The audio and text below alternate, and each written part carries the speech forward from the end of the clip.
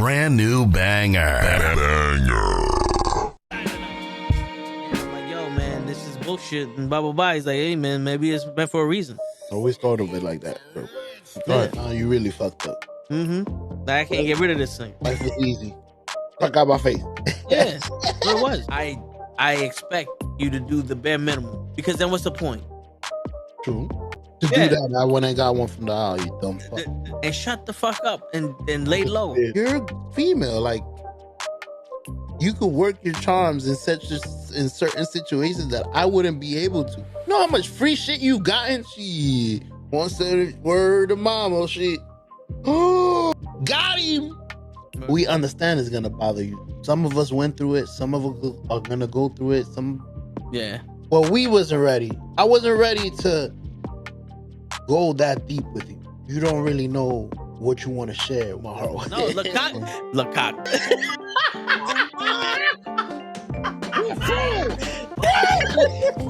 Send hook, send cock. I do not agree with these guys. Word. Get the fuck out of here and do something important. Get the fuck out of here. Yeah. Get the fuck out of here. Get the fuck out of here. We don't want you here, asshole. Get the fuck out of here. Don't you come back.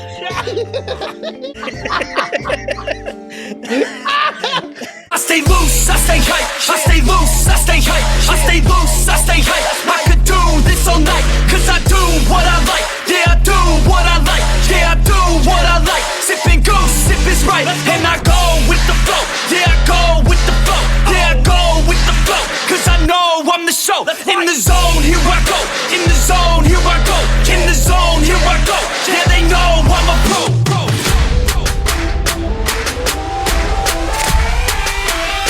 Let's go, let's go!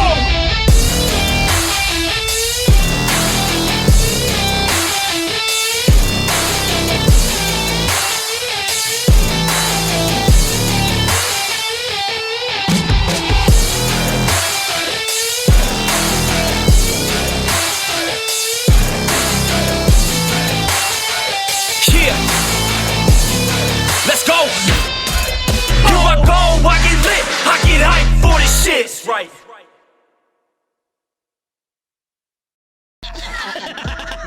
Word. He be like, I got a left elbow and a right elbow. I can break your face with an any elbow. Make sure that you get elbowed in your elbow with an elbow. Got the arm ball, get the phone ball, get around with the bomb with the bomb ball. Daddy's gonna take you to Jersey Shore. Yo, what's going on, everybody? It's fucking Friday night, and it's the Toe in the Show. It's your boy, Toe Tags in the building. What's going on, everybody? How y'all doing? How y'all living? We back from the Thanksgiving break. Fucking hope y'all had a good Thanksgiving. You know, my Thanksgiving was alright, you know. I don't know about y'all, but it's starting to feel like less and less of the holidays and shit. You know what I'm saying? I don't know if that's the public's fault or if it's just people's fault. What's going on, China? But yeah, it's starting to feel less and less like the holidays. Even though it was good, we had, I had a 4-day weekend. Thursday and Friday we was off from work. It didn't feel short, but it didn't feel long enough. If that makes sense, you know what I'm saying? If that makes sense, it did not feel long enough. But at least we still had that shit. I'm back to not getting no damn sleep, but it's alright though. We out here, we live in living color. And if y'all wondering why we out here on Friday instead of Saturday, tomorrow the Knuckleheads will be in Queens for Wrestling Is Now. We sponsored Joey Conway versus Lindsay Dorado's match. So if you in Queens, be there. Look them up on Instagram and all that other stuff. We keep it funky out there. But yeah, man, how y'all feeling tonight? Because tonight, we're going to be chilling. Ray says that he's running late. Show is handling some business. He might get on a little later. You never know. So right now, y'all got me. But we out here, and I'm tired of shit. I'm tired of shit. But how y'all?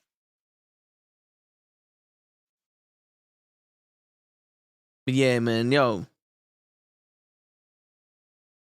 I guess we could talk about the title. And I'm sitting here like, are we starting to fight or compete with who is the most selfish? Because I don't know about y'all, but back in the day, people compromised with each other, and if they really wanted to do something, they got shit done. But now it's almost like everybody it's like they're choosing sides. You know what I'm saying? Because I don't know. I hear like I'm yesterday. I'm talking to somebody. They're having a conversation, and I hear it's like, oh, you made it seem like you was busy and they had to fit into your schedule, and you're not like accommodating the other person and this that. And I'm sitting like, I didn't make it seem like that. That's the way it was. But then again, it's like, okay, so am I not supposed to have a life? Am I not supposed to do things? Am I supposed to just sit in a fucking quiet room begging and pleading to chill with you when you're ready? Because let's think about it. That's what it feels like. That's what it sounds like when you hear shit like that. It like, oh, you made it seem like it's all about you. I mean, if it's not. If we invited you, we're trying to fit you in so you can so we can also chill with you. You know what I'm saying? But maybe that's just me. Maybe I'm stupid and I don't realize that it's not good enough to just want to hang out with somebody at a time where you feel like, oh, maybe we can hang out. Maybe we live in a world where I'm supposed to just wait until it's convenient for everyone else and my life needs to be over. I gotta jump at the chance to go do what everybody else wants to do, and I just gotta sit here. Like right now, if I get hit up, yo, you want to go out? Fuck it, I can't. Yes, I'm gonna end the stream and just go because I don't want to seem like it's all about me. You know what I'm saying? Meanwhile, anyone else, oh no, because this and that and this and this and that and that. Like, all right. But I know y'all people listening like, the fuck is this nigga talking about? What I'm talking about is there's no more consideration for people in this generation. Like there's consideration for people when there's nothing beneficial for it. Like if you're talking to somebody you have no interest in, you could have an open conversation, open dialogue. You don't give a shit. You sit there, have fun, and fucking explain your life away. But when you're interested in somebody, now you have to play this fucking game of who's the more important one, who's the high value one, who's the one that's gonna break first, who's the person that's gonna fucking be lesser than the other person. And I never played that shit. I've always been the type. In my generation, it was, do you want to go? Yes or no? And if it was yes, we went. If it was no, we didn't. Yeah. That's how we played the game. That's how the game was. You want to go out? Yes or no? Nowadays, oh man. You want to go out? Where you going to take me? Outside. Oh no, there's a list of shit I can't do. Or you have to know what the person's into before you even get to know somebody. Which, listen, I don't mind doing that because I like to have a conversation with somebody before I fucking take them out because I'm not wasting my time. I like to go out with people that I like. You know what I'm saying? I don't want to find out while I'm there because the shit gets awkward. And I live in awkwardness. I don't care, but at a certain point, if I'm gonna go to awkwardness, then you're wasting my time. But if I'm in awkwardness, it's like, all right, well, we're here. Oh shit, look, and then you walk the other way and never to be seen again. But it's starting to look for that. It's starting to look like fuck everybody. Only give a shit about you. In a world that's spreading this whole positive shit, like that's what makes this shit fake. I feel like this is one of the fakest generations we're living in, because everybody wants to be positive and everybody wants to spread this love and oh yeah, everybody win and everybody do this and I care about you, and the next fucking thing come out their mouth is fuck everybody, I'm here for myself. I don't understand how you could be so fucking selfish and giving at the same time. You can't. That's an oxymoron. How do you only give a shit about yourself, but you care about everybody? What? You know what I'm saying? So now we're sitting. Now that's what makes it confusing for me. I realize I'm like, maybe I'm not meant for these people. Maybe that's why the rest of the knucklehead community accept me for who I am, because they're special people. They're special breed of people. You know, because I'm literally like, there's no way. I don't understand how I operate. I've been living my whole life in this planet, and it felt like it just changed overnight. And when did this happen? When did having a conversation with somebody become the wrong thing to do when you're trying to get to know someone? You know, when did buying somebody gifts become the first step and getting to know somebody? Like, I don't remember. I remember back in the day when you was flexing your money, girls thought that shit was whack. When like you didn't have no game, but you was like, yo, I got this, I got that. Unless you was a straight out gold digger, girls thought that shit was whack. Like they thought you was lame. Like you had to have game. Now it's like you can have all the game in the world. We don't care. What you gonna do for me? And the answer's always gonna be, I mean, we could fuck. But other than that, I don't know what's going on here. Because we'll put it this way, it's transactional, right? Everything's transactional. And I've always been the type of person that if we're gonna be transactional, this is a business now. I can't play the game that you playing if this is business. If this is, if I gotta pay for you, you are an employee or a service provider. Now this is different. I demand shit for my money. You know what I'm saying? Or my time. Because it's a business transaction. This is no longer two people getting to know each other. It's a business transaction. Think about it. You know what I'm saying? But I've always found it funny how, listen, I can't do this, but I could do that. Oh, you're selfish. Oh, you made it seem like it's all about you. Well, I don't have your schedule in my motherfucking hand, do I?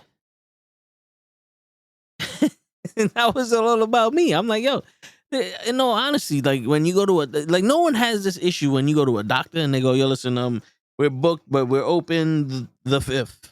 Do you want to come in the 5th? No one goes, you know something? I feel like this doctor is selfish and he only cares about himself and he's not taking my feelings into consideration. No, you go, all right, he's available the 5th. All right, we'll do the 5th. Or you go get your nails done. Oh, you're not ready. I'll come back. I'll set an appointment for tomorrow. But when somebody's trying to get to know you, nah, nigga, you got to cater to every need I need, everything I need. What? When did you become so fucking special? You know, because that's the thing. It's like we got to figure. Like you thought we knew. We had to figure this shit out. We had to figure this shit out because I people. The world's changing. Guys are turning into bitches.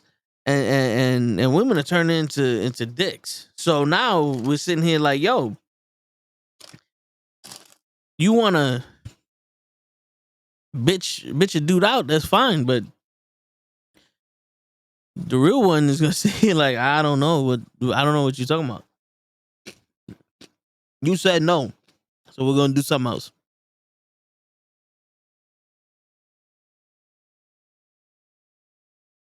I don't know how shit works, and I'll be the first one to say it. I'm lost in this game. In this new game, I'm lost. Because it's almost like if you could flirt with somebody, they're not into you. And I know everybody's that's listening that got somebody already. Oh no, you just gotta do this. Yeah. That's like a fucking wide receiver telling you how to catch a ball in the NFL. Oh, all you gotta do is sprint 500 miles an hour and jump up. Okay.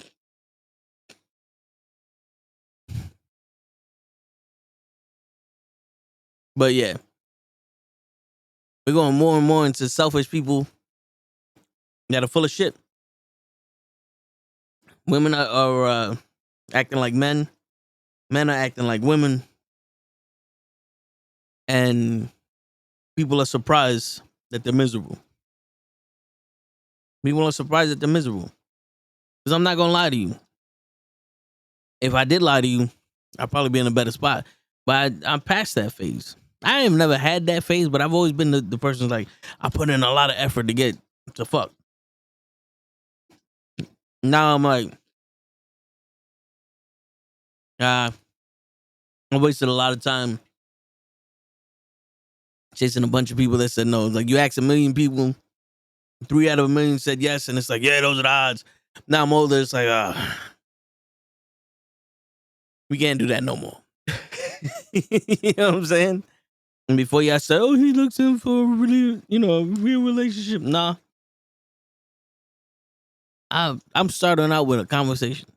How about that one? Can we have a conversation first?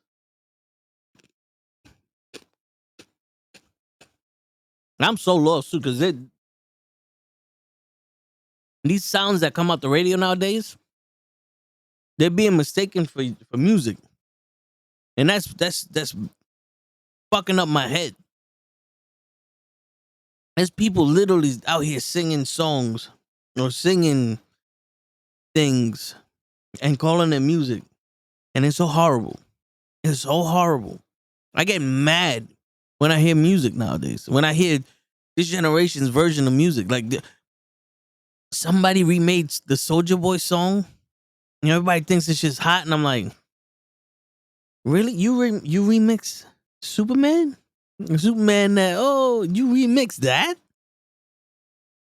And people like when that song came out, it was a hit, but that's not something you should take pride in fucking remixing. Like, oh, I changed the words, but I kept the beat. There's 12,000 fucking songs based over that Superman shit that came out a month after the Superman song came out. You ain't do nothing. You ain't do nothing original. Fuck out my face.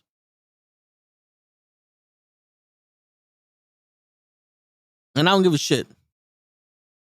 I don't give a shit. Y'all be like, you just an old man and decided to touch. Yeah. Yeah, because back in my day, we demanded shit. I don't care, man. If you couldn't rap, they didn't let you in the game.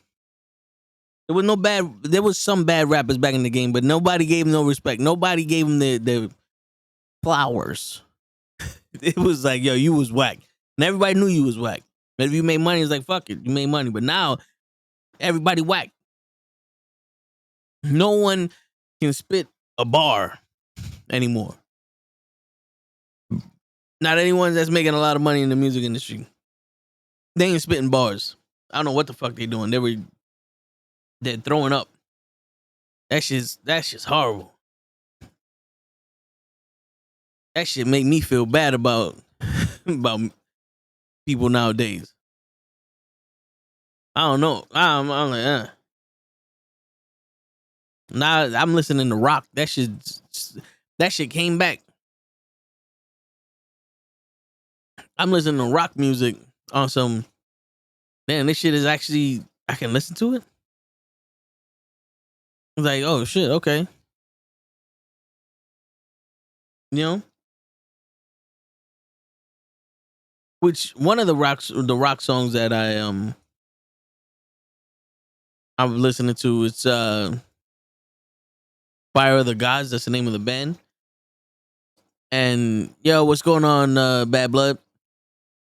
And they have a song, I think it's SOS or something like that. And he has a line in, and it goes, "My America died at 9/11." And when you think about it, it's like, yo, not for nothing. A lot of shit changed after the attack on 9/11. Like, most of y'all might be too young. Well, I know. Scratch that. The average viewer here is like 25 to 40 something years old. We're not even gonna act like y'all young. If you young and you don't know about 9/11, go figure it out. But you know what the biggest thing that happened after 9/11? The accepted racism in this world. Because I'm not gonna say that we was angels, but back in the world we hated each other just because we annoyed the shit out of each other living in the city. Like we didn't like the stereotype. Everybody was stereotyped. We didn't like the fact that you couldn't drive, or that you stunk, or that you stupid, or this or that or that. You know what I'm saying? It was all stereotype shit. After 9/11, when they found out the Middle East did it, there was accepted racism in the Middle East, and then it became almost like us versus them. And then other people said, yo, if we could hate them, then we could hate these people. And then you start seeing more and more, let's hate this group, let's hate that group. And nowadays, like I said, everybody's so full of shit. Everybody's so selfish, but they want to love each other. Everybody want equal rights, but we're so fucking divided. Fucking Obama wins, then Trump wins, you blame Trump for the racism happened. Racism has been happening. It's just they were all teamed up. We're all on teams now. And it's crazy because that's what happened in 9/11. They didn't destroy our economy. They destroyed our moral compass. Because instead of abandoning as a country, we tore each other apart. And the government took advantage of that shit. Because now everything's so fucking expensive. Everything's so fucking expensive. And we keep getting richer as a country. They keep saying the value of the dollar's going down, but you don't see that shit anywhere. They fucking give out homes to people that ain't got no money, and they give them what's called a flexible or variable mortgage rate, where 1 month your mortgage is $300, the next month is $30,000, and you're sitting like, yo, I can't pay this. Oh, you got to get out. The bank owns your house now. And that was a big thing after the recession. Big thing. But that's one of the things that caused the fucking almost next Great Depression. Yeah, people forget this. And now what? You would think the value of houses went down. Nope. That shit's still right up there. In the Bronx, $400,000 will get you laughed at. Get this. $400,000 in the Bronx, which is considered one of the worst areas in New York. You get laughed at if you had a loan for that in the house, for a house in the Bronx. Go look it up. Anywhere in the Bronx, like, you can get an abandoned house that's fucked up, like tore down, that you need to rebuild. $350,000, $400,000. You go, oh, yeah, that's not bad, but you gotta think about it. Now you gotta get a loan to fix this fucking house. So it's $400,000 to buy the house, to buy a skeleton of a house that you gotta tear down, and then probably another $1 million to build this house. Okay, yeah, let's say we can do it. Yeah, everything's fine. Let's rebuild the house. We got our own house. Now you're in the middle of the fucking ghetto. Now you're in the middle of the worst part of the fucking Bronx. With your house. You can't walk down the street. Think about that shit. And they still doing it. The fucking interest rates is so high, all that other bullshit. And everybody's worried about themselves still. And everybody got these secret plans. Oh, you should do this, and this. Everybody knows the cheat codes. But then nobody knows nothing. Everybody, you go out of the city. That's what they want you to do. Think about it. You get a house, the same $400,000. You get a fucking 2-floor house, 4 or 5 bedrooms, 2 baths, all that other shit, up in Connecticut or deep in Jersey, far away from here. Why? So they can start fucking owning more shit in New York. Gentrification. Telling you, man. Yeah, I don't see this shit. And you're not supposed to see this shit. This is supposed to be a secret to y'all. And the minute you start seeing it, something's gonna happen. Bro, it's fucking funny how we start making money. Like, Trump starts giving us money. Biden wins. And Trump goes, I dare you to give them money. And people are like, yo, we should be getting another check from Biden. And now UFO's real. Nobody's asking for this money no more. It was a whole stink of, yo, JFK, are we going to find out who killed JFK? I don't remember them fucking announcing that shit. I can't tell you who killed JFK. And that information's been released. But that was a big deal. Something else happens, R. Kelly's on trial. Everybody love R. Kelly. Everybody invested in that shit. Something else happens, Junior gets shot. All the celebrities, everybody in there. Everybody doing some big stuff. 13-year-old girl gets shot for crossing the street. Bad Blood. I don't know. I think Show's on his way home. He told me that he was going to be, well, let me see. He hit me up. When he hit me up, we're going to be fair. At 7:45, he says, I'm going to try to get home ASAP. I'm still at work. I got to do some things. Yeah, you know what, Bad Blood? I could use the company. Shit, I could definitely use the company. I'll send you the link. You want me to, I'll send it over to Twitter. Over X. Which, people actually use that shit. People actually still use X. Which is crazy. Somebody said, it was like, yo, I posted on X the other day. And I'm like, you posted on X? You still talk to your ex? And it's like, no, the Twitter. I was like, oh, okay. Yeah, I sent it to you. I'm like, oh, okay. I don't get it. I don't. But hey, everybody want to do shit. But yo, it's always been a distraction. If you sit down and think about it, there's always been a distraction somewhere. We went through how many wars, how many recessions, an attack, a fucking pandemic, and everything's getting more expensive. And they're using that to make shit more expensive. They're using it to make you pay more. Don't get me wrong. Like, oh yeah, we'll pay you more. And then we wind up getting less. Yo, me and my brother, we had this discussion. Like, yo, how the fuck are we making more money than we ever made, but have no money in our bank accounts?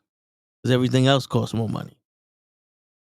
I swear to God, I still don't remember when hoodies started costing $50. I remember when I was a kid, I was like, yo, I can't wait to get a job. I'm gonna get all this fly shit. Fucking $5. Fucking, you get 5 fresh tees for $20. These hoodies over here, fucking $25. These blah blah blah. All this shit is. I can't wait to start making money. I start making money and everything went up exponentially. There's no more 5 for $20 deals. The hoodies now are $60 fucking dollars or better. I'm like, yo, what? Like, even in the fucking outlets, this shit is expensive. Like, what the fuck kind of shit is this? When did this happen? And then, but all the shit that they want to go gets cheaper, like TVs. The first ever HD TV I bought was $1,000. I just bought 2 TVs for about $1,000.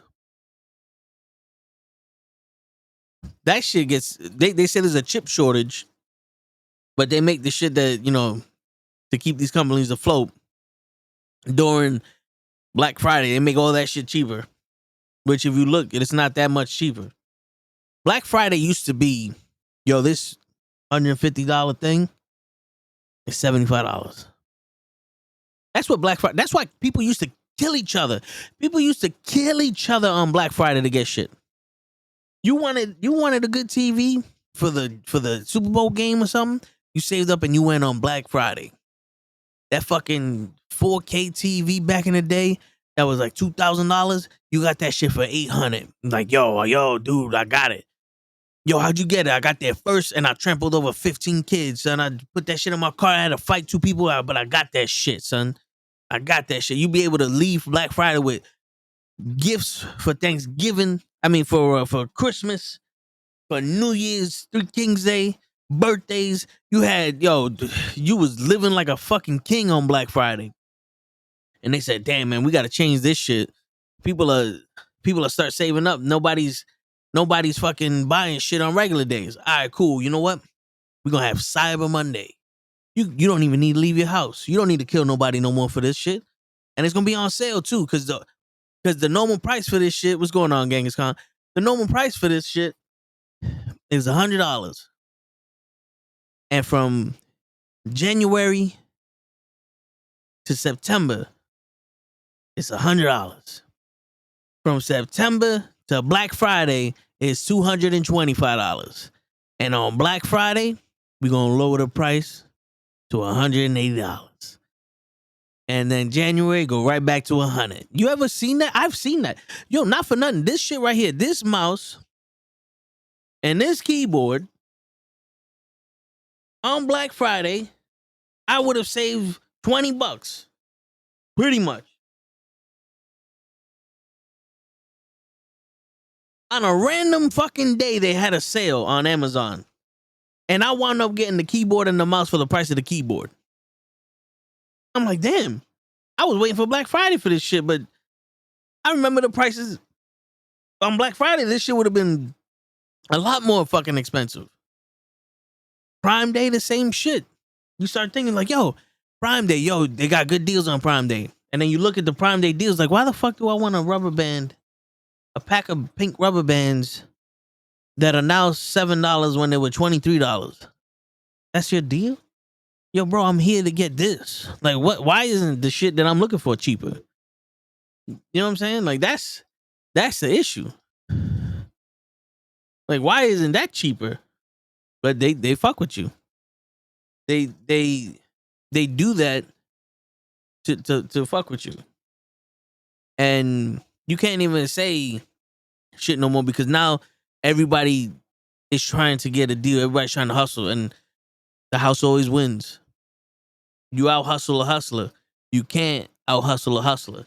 And the biggest hustler out there is the people that's charging the prices.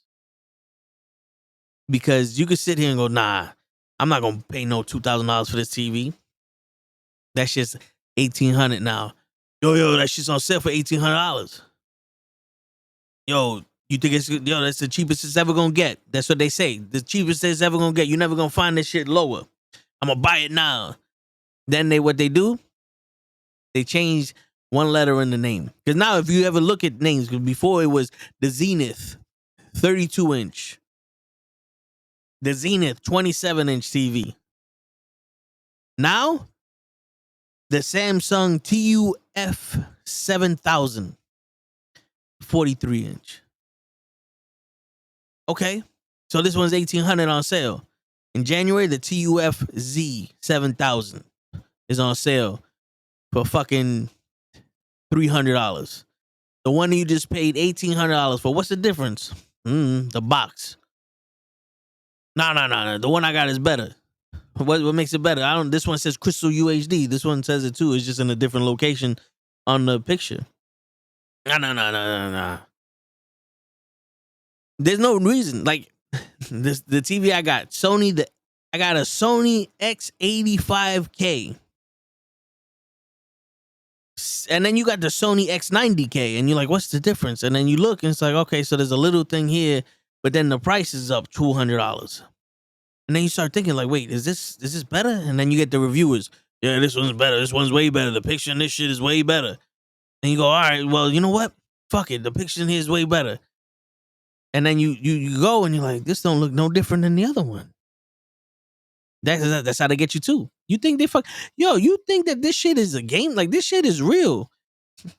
Fuck around. When you got money, like the government or the business owners, you got money, you determine the fucking narrative. Like, I don't know if y'all know about LeBron and shit. Remember back in the day, he was like, yo, control your narrative. He was controlling these companies are controlling the narratives. What does everybody do now? They watch unboxings and reviews. Take your time, Bad Blood. They watch unboxing and reviews now. Everybody does it. I started doing it too because I wanted to know what was the case. Like, I bought this camera. I want to know what's in it or what does this mean? So you got these reviews back in the day. Oh, this camera has this, and this. And if you look at this and that, if you look at this and that and fucking okay.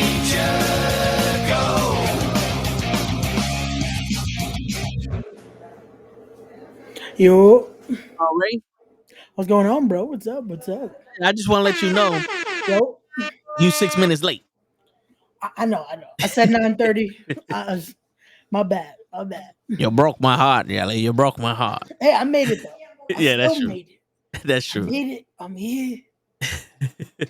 Yeah, I'm giving these people the game, bro. I'm giving these people the game. Got you. But yeah, so like I'm going down my history of when prices changed. You had reviewers back in the day that didn't get paid to review shit. They just bought shit. Yo, for Yep. real, Genghis Khan, Reap the Green Ranger. And they would buy the camera and be like, yo, I don't have money, but I bought this flashlight. And this flashlight, it turns on, you could do this and this, and it's a good brightness, and if you're looking to spend $15 on a flashlight, I would say get the next one. This one should be like $8. All Yeah. right, cool. You know, And that kind of stuff is what created organic engagement. That then brands were like, yo, you know what? Let us send you our next model. but Now but review that. but now you have, oh, this flashlight right here, $15. But if you splurge and get the fucking $20 one, oh, you got this one and this one. Look at that. It has different modes and this and that. And it's the same fucking $8 flashlight they were telling you about last year, but now it's upgraded and all this shit. I'm telling you, the businesses are controlling the narrative. I was telling you one of the things they do, and I said this camera, this keyboard, I'm not gonna fuck with you. Logitech, I don't know the name of it. Well, Logitech some shit. We'll go with that. The G915 or some shit. It's a fully wireless keyboard. Got you. $250. Not This horrible, keyboard. but all right. $250. It's thin, all that other bullshit, whatever. Yeah. Right? Is it worth $250? No.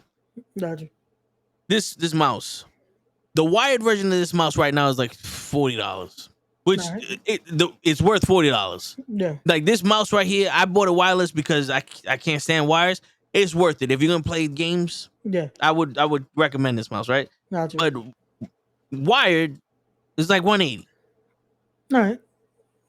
On Black Friday, this shit went to $175 or $160, and this shit was $230. And I'm like, damn, that's too much. I can't afford that. You know, fuck it.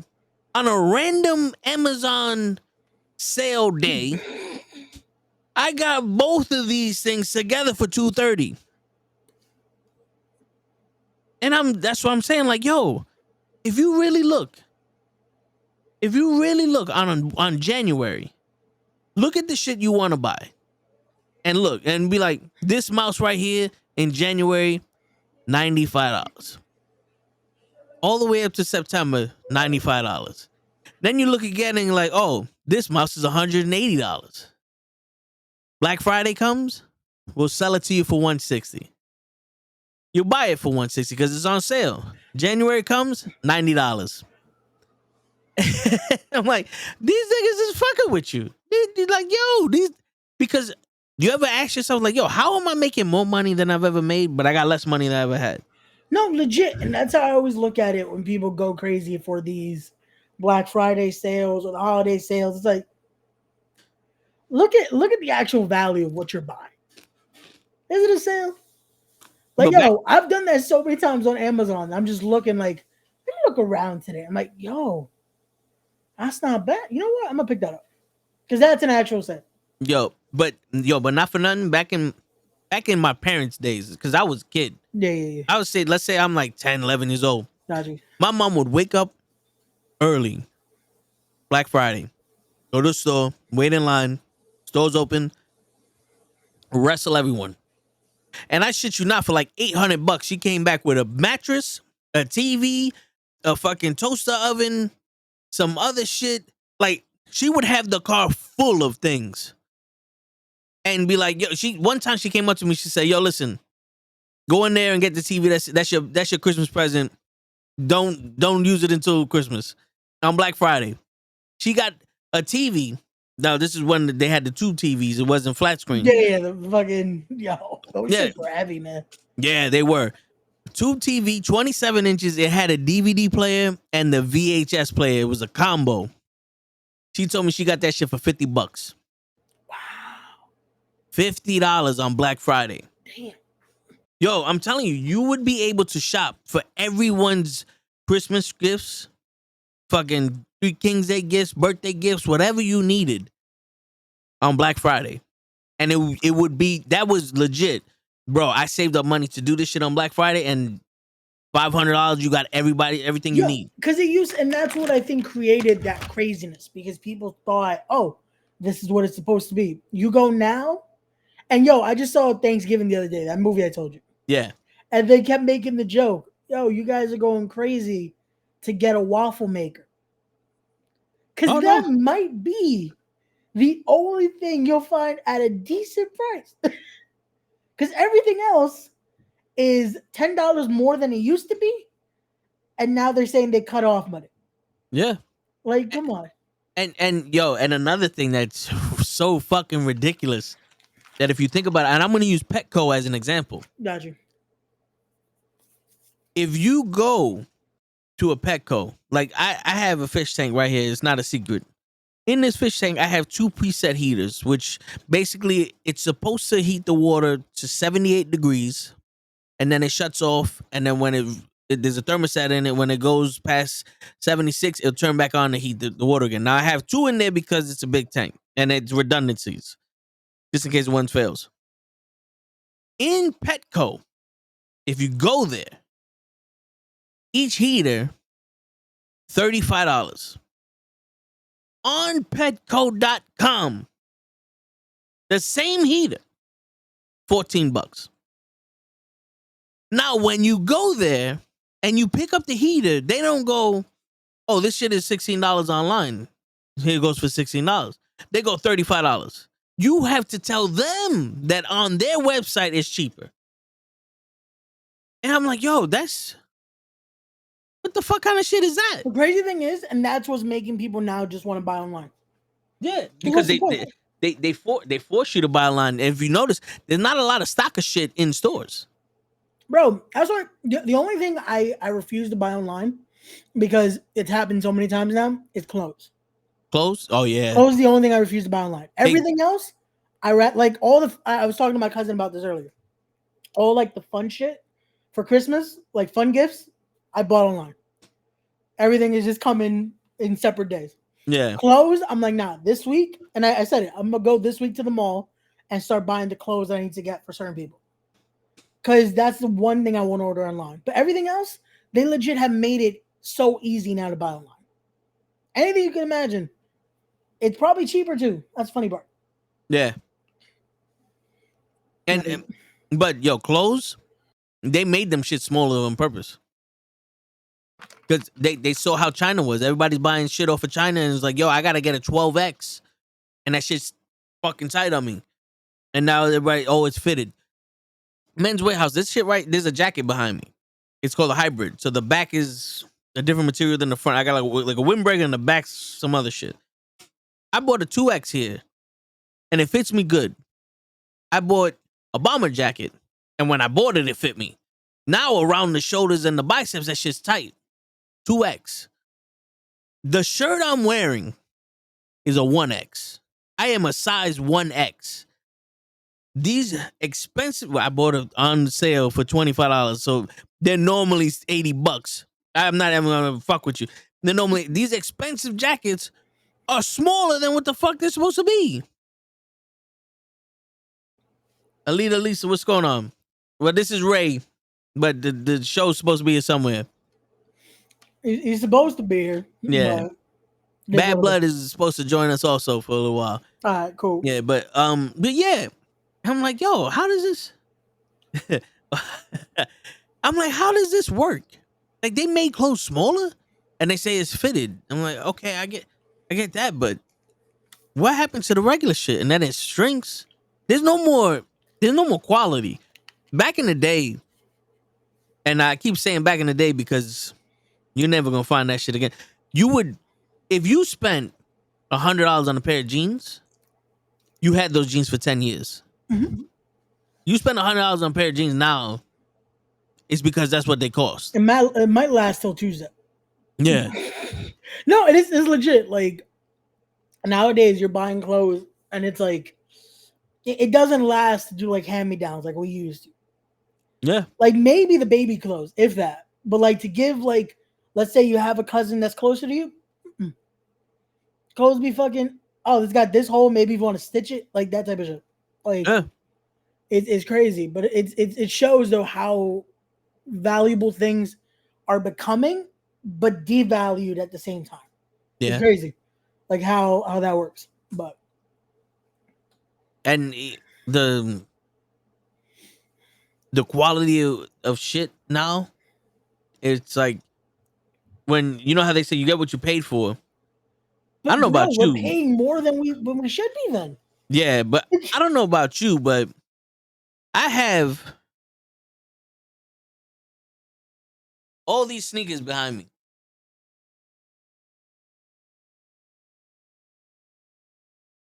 I wear 4 pairs because they hurt. They hurt legitimately. I have a pair of white and orange sneakers I wore once, and them shits hurt. But because they only make 5 pairs at a time, I couldn't return it to get a bigger size.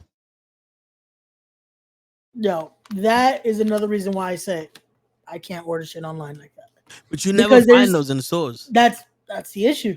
Because I'm like, bro, you don't know how many fucking Jordans I've been like, yo, these look fire. I'd love to pick these up. My luck, they're not gonna fit. And I'll put my exact size. Every other sneaker could be in that size. I order them online. Nope. So I'm like, nah, it's not worth it. Like, bro, because you've seen, I have. This is why every time someone's like, oh, those are nice sneakers, I'm like, yeah, I just got them in every color. Because there was Yeah. one set that I found, and I was like, you know what? Nah, I bought them in red and black, red and gray, purple and black, orange and gray. What was it? The 13s or the 12s or something? The freshman class. Okay, yeah, Those, because bro. the white you had the white and reds Yeah. when we was talking the house a house party, private party. Yeah, it's a Quinn. Yeah. Yeah. I remember. I'm about to just start buying every color of the fucking Jordan ones. Bro, it works because at least that way you know, boom, it fits. I'm not And- gonna have an issue. Yo, the crazy shit is my favorite pair of sneakers. I have 2 of them. One of them was the Penny Hardaway ones, and I have them. And when I bought them, I was a size 8. I didn't know they started making sneakers smaller at that size. And I bought them, and them shits was, yo, dude, like you can ask Skrills. I would every day at work take a hammer and a flathead needle and a flathead screwdriver and start hitting the sides to try to stretch it out or flatten whatever the fuck was pointing, like around the knuckle part of the foot. Yeah. Like something was digging into my foot, and I'm like, I'm trying. I bought the shoe extenders, you know, the fucking things that make it wider. I put them in there for 4 weeks. That shit went right back to this. I was like, yo, I gotta fucking go to it's like a shoe person. Like, take these apart and remake them a fucking size 9. I don't care what you gotta do. And then the Jordan 1s, the ones that Bad Blood told me to buy, Yeah. all white, royal blue. Love those sneakers. Love them to death. Bubble on the bottom. I wore them so much within, I think, like a 4-month span. Bubble on the bottom. I was like, fuck. That's why I bought the baby blue ones that I have. Yeah. But now I'm like, damn. So I don't know if I could be spending $110 every fucking week on these Jordans. But No, that's why, bro, I did that. Legit. Once I found a pair that I was like, you know what? This is gonna last me. I was like, yo, let me get them in this size. Boom. yeah. And I dropped, I want to say like a good $300-$400. I was like, it's gonna last me. Yo, Like, I need these sneakers. I used to do that shit because the one thing about me is like I have my own like style. Yeah. So when I go to the store and I'm looking at sneakers, I'm like, yo, these shits are not me. I don't like these styles. And I Yeah. wouldn't have bought Jordan ones just because I'm like I didn't know how cheap they were. Gotcha. Not saying that they're cheap, but I didn't know how inexpensive they were compared to other Jordans. Gotcha. And part of me was like, yo, everybody got these. I don't want them.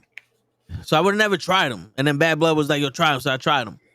And then you go to the store, I'm like, I haven't been to a sneaker store in a minute to Yeah. buy sneakers because I don't like going with people. I don't like people around me. I go to, we'll also get to this point also, but so I buy them online. And then you look online, it's like, yo, they got these. These shits are dope. And then like, oh, but I want them in this color. They're sold out. So I'm gonna Yeah. wait. Then they're back on things. Like, fuck, they know when I don't have money.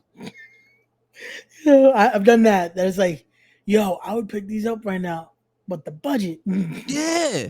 I'm like, yo, right now they have the black, royal blue, and white ones on sale. So when you pay, you buy them, it'll be like $80. I'm like, I ain't got the $80. Like, I'm paying off my credit card and shit. Yeah. But it's also like, damn, son, if the black ones were $80, I might have splurged on it. Or, because that literally looks exactly like my fucking baby blue ones. Just where the Okay. check is, they're white. That's nice though. That's not bad. Yeah, like here, I'll show you. I got them up. Got you. Like this is so the baby blue ones. Ooh, okay. Yeah. All right, I'll bring up the baby blue ones. Yeah. I feel But- like we were here when you bought those though. Yeah. I feel like we were. You were, because it was another Tone the Show. Got you. Yo, I can't do nothing, dude. I was telling Bad Blood, I was like, yo, bro, I'm fighting to stay up just to do this shit. Oh, wait a minute. They don't even have the baby blue ones no more? Oh, Dave, you got the last pair, bro. How was it? It was over after you, bro. I don't know how I'm awake right now. Legit, Yo. I am out of after this whole week of doing podcasts and shit. I'm tired. All right, so we'll do the high top. They have the high top. So That's this is the baby. This is baby blue, and this That's fire. are these baby blue? Or these royal blue. So wait, then these are the wrong ones. Those are fire though. Yeah. So I knew those were wide. I would pick those up. Those are fire. I have my right foot is a different size than my left foot. Yeah, mine are too. But So- that's why I know I have to get wide sneakers. No, yeah, I need If not, white I'm sneakers. fine. So all right, so these are baby blue. Everything here is baby blue and black. You see how much how similar that shit is to this? Yeah. Like this part right here is white here, and this is royal blue. I'm like, damn, to get a pair of sneakers that look almost exactly like these. Yeah, but you see that little difference? It changes what you can wear it to. Because now you can wear something even a little bit white and you'll have the combo there. That's how I look at it. Like, I look at when I'm buying sneakers, it's like, all right. That's why most of my sneakers are red and black. Because most of my shit is red and black. Oh yeah, no, Or gray. Like, you've seen what I wear. Like, even if I'm wearing something different, it's in that color spectrum. bro. I can count for you right now. Look, I got 1, 2, 3, 4, 5, 6 pairs of some kind of and blue sneakers. Yeah. Mine is always and red. The one pair that I got orange and gray because I was like, you know what? Maybe I'll wear some orange one day. Maybe. I got the orange and gray sneakers there. Yo, I wore them to death. They hurt right now when I wear them. But yeah, bro, I got all black sneakers and then a gray and burgundy, which I don't wear often because I'm not a red guy. But for some reason, burgundy looks good on me, so I bought them. And then white. These shits right here, I had to buy 4 times. Oh, those are fire. Yeah, these are the Auroras, Jordan Auroras. Those are fire. Dude, when I See, first I had bought a pair like that and I wore them to death. Yo, yeah, when I first bought these, Yeah. I bought them in a size 8. They were too small. So I returned them and I'm like, yo, I need a size 8.5. They gave them to me, size 8.5. I was like, these shits are still too small. They said, yo, we recommend a size 9. So I was like, all right. I returned them. They said, we don't have a size 9. Fuck.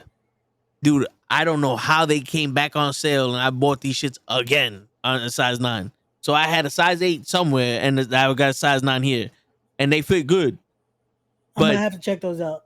these and the fucking ones that I got, the only sneakers I wear all the time. Got you. I might have to look those up because These are Eddie Jones's. Got you. These sneakers right here are, I don't know when I bought them. I don't know why I'm looking in the. It's gonna tell you. It's gonna tell you the exact date. Oh yeah, November 2nd, 2016. Oh shit. So let's say I bought these in 2016. There you go. These are the most expensive sneakers I ever bought. $175. That's not bad. Yeah, but for me, that's like shit. No, I got you. But it's trust me, what we're spending on sneakers is definitely not compared to like some of these motherfuckers that are getting pairs that they'll never wear. Yeah. That's still I can never understand that. Like I got a pair of sneakers I haven't worn, but because I haven't gotten to break them in. Like I had a pair that I showed y'all in the chat that I got for my birthday. I wore them once to my birthday dinner. Yeah. That was it. Yo, and I haven't worn them since. Because I haven't had a chance to break them in. Get this. The Timbs, I wore them yesterday for the party. Yeah. Because I wanted to look nice. That's the second time I wore them. I bought them during the pandemic in 2020. That was the second time. And the first time I wore them, I was like, damn, I bought these a little bit too big. Because my foot was swimming in them.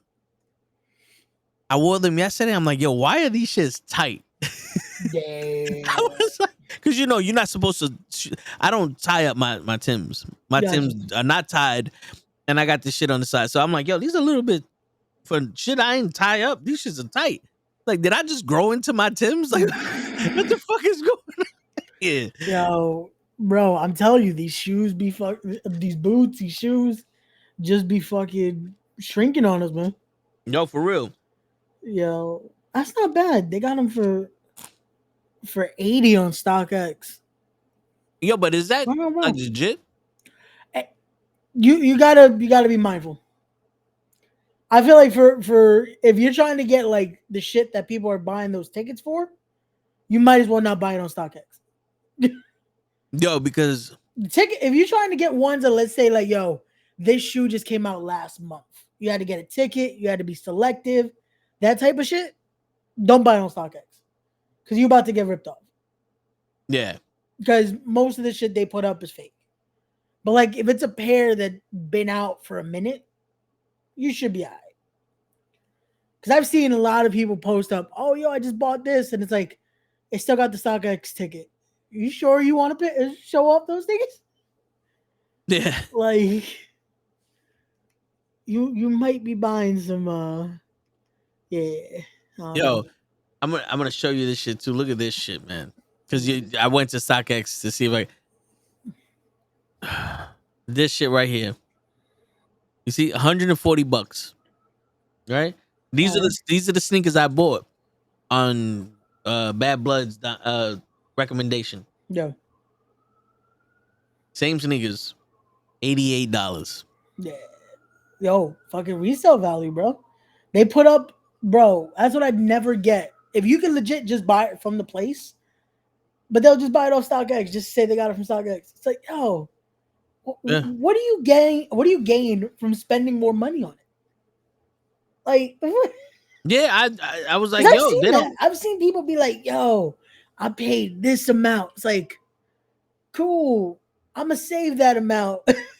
And just you don't get extra credit for shit like that. You know what I'm saying? Like it doesn't come with a trophy. Like, oh, you got scammed today. Boom. Yeah. Here's your experience points. Like, nah, bro, it don't work like that. I remember one time my boy was like, "Yo, these niggas are $600." I said, "I don't care if they were free. Them shits is ugly. How the fuck you spend $600 on this shit?" Yo. That to me, I never understood when people are like going crazy off a certain pair of sneaker, and then you look at them and it's like, yo, would you actually rock these though? Or are you just buying them for the hype? Like, that's something I never understood. Like, if you're buying something and spending that much money on it, come on, man. I never understood that. Like, you better be able to actually want to rock those. Because I don't know. That's why with every sneaker, I'm very hesitant. Like, if it fits, perfect. Now let's see if I'm actually gonna want it. But it's to me, it's definitely always now comfort over fucking um Style. the style. Like Yeah. it needs to be comfortable, and then let's see how it looks. But meanwhile, I am trying like whatever I'm picking up. I'm like, all right, now this is something I would wear. Let's see if it fits.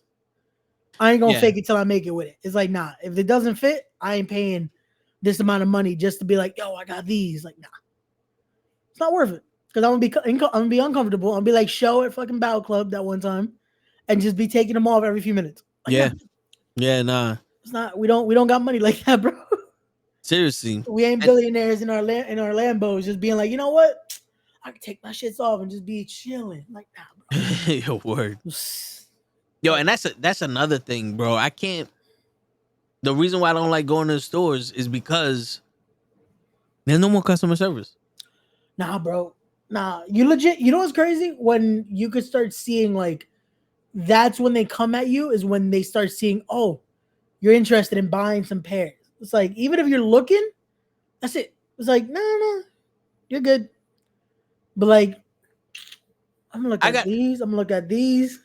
Yeah, like I gotta hunt you down to fucking to let me get these in a size 8. I forgot where I was. There was a time where I was like, oh, I think it was in a Petco. It wasn't a Petco. It was let's just say fucking Petco. I went there to go buy something, like buy fish for the tank. Gotcha. And I'm looking at the fish tank. I'm like, it was PetSmart. And I'm looking. I'm like, yo, these shits are nice, but where the fucking people at? Yeah. I'm looking around. I'm like, there's no one literally here to help. Like, I'm like, yo, I want these. I'm like, fuck it. And I walked out. So I'm not gonna hunt you down to do your job. If you don't want to do it, though, listen, I'll come back. I'll go to another store. Yeah. You know what I'm saying? And that's something I never understood. Is like, yo, if you're there, like this is something. I had this convo with another cousin of mine because he started working at a shoe place. He works at I think it's JD's, one of those. And I'm like, yo, what's your customer service pitch right now? If I'm looking at sneakers, how are you coming up to me? And he's like, oh, I don't know. he's like, hey, do you need something? I'm like, I'm leaving. I told him straight up to his face. I'm like, yo, I'm not buying shit from you. Because do I need, like, bro, why are you coming up with no courtesy? Meanwhile, he's like 19, 18, 19. Yeah. Well, I'm like, bro, why can't you be like, hey, how's it going? Like, can I help you with something today? Some type of shit like that. Like, yo. Are you looking for something in particular? Yeah, like just something to create a conversation and get me to what I need. Like, yo, if I'm looking especially to spend some money, but you're like, yo, what do you need? Like, yo, bro, you remember when I was looking for the shoes for the suit for my cousin's wedding? Yeah. I went to that mom and pop shoot shop in Harlem, and I get there and the dude's like, yo, what you looking for? I said, shoes. You know, this is the rack here. I'm like, all right.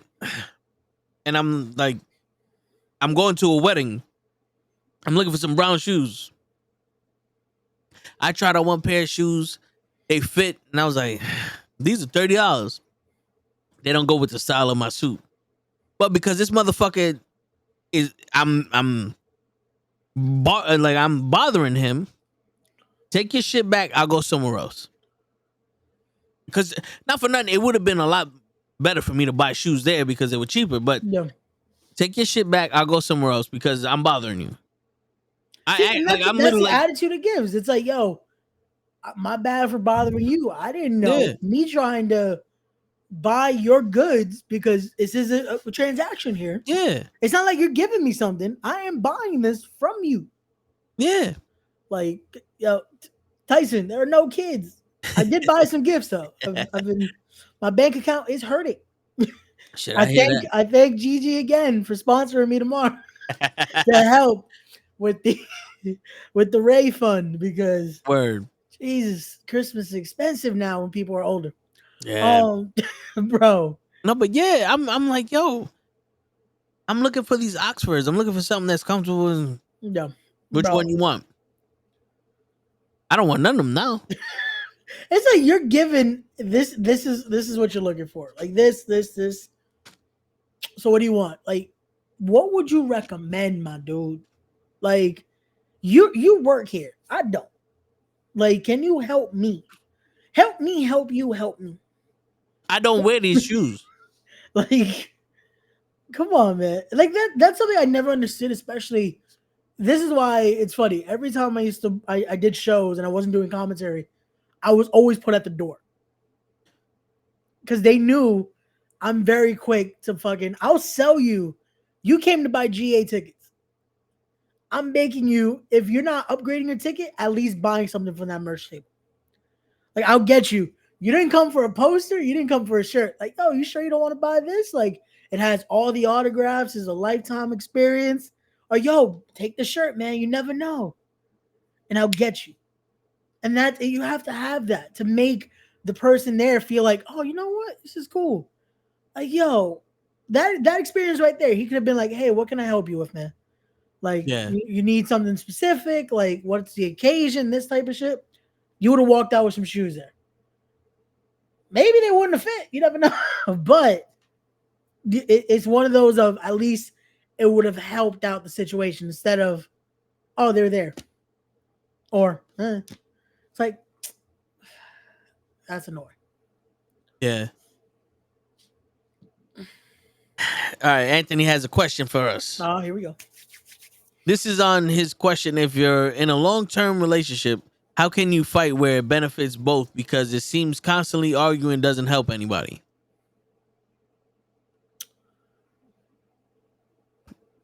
You can't fight.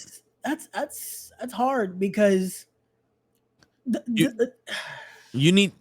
So yeah. I've heard this from a psychiatrist, and if you're willing to do this, I guess it helps. But the thing is this: you have to set rules for when you're in a relationship, because a relationship has to be 50-50. Sometimes you're always fighting. Someone's not happy. And if you're both not happy, now you have to question whether you want to be in this relationship or not. There's no way you can fight and be miserable and then benefit both of y'all. That's an oxymoron. That's like, how can I get shot without getting hurt? Don't get shot. You know what I'm saying? So arguing is inevitable. But always arguing, now you have the question, is this right for us? But if it's like little things here and there, you could set rules. Be like, yo, listen, if you're mad about something, don't come at me mad. Calm down, and then we'll talk about this shit later or something. Or if you want to fight, from me, I've always been the type of nigga like, yo, you mad at me for what? Like what? And then I'll point out like, wait a minute, you seriously gonna be mad at me because of this? You know what I'm saying? Like, it's hard to be like, how can both of y'all benefit from an argument? I think the only way you benefit from an argument is if you listen. But when you're in the argument, you don't listen. You just stay quiet until somebody finishes talking. Yeah, that's because, yeah. My thing is with that, it's hard because unfortunately there's always going to be arguments in a relationship. You're always going to find something. But the difference is being able to find common ground and being able to grow with that. Being able to make sure that no matter what, it doesn't ruin the foundation you both should have set by then. If you're already in a long-term relationship, there should be some sort of foundation you guys have established that now it's like, hey, these are the boundaries we set. You knew what boundaries we had. Either is this going to be able to continue or where are we going from here? Because that's the thing too, never losing that respect for each other. Because once respect's out the window, you're kind of gone. That's how I look at it. A lot of times with that, if you're in that phase of just every little thing's an argument, you're probably going to say some shit you probably shouldn't.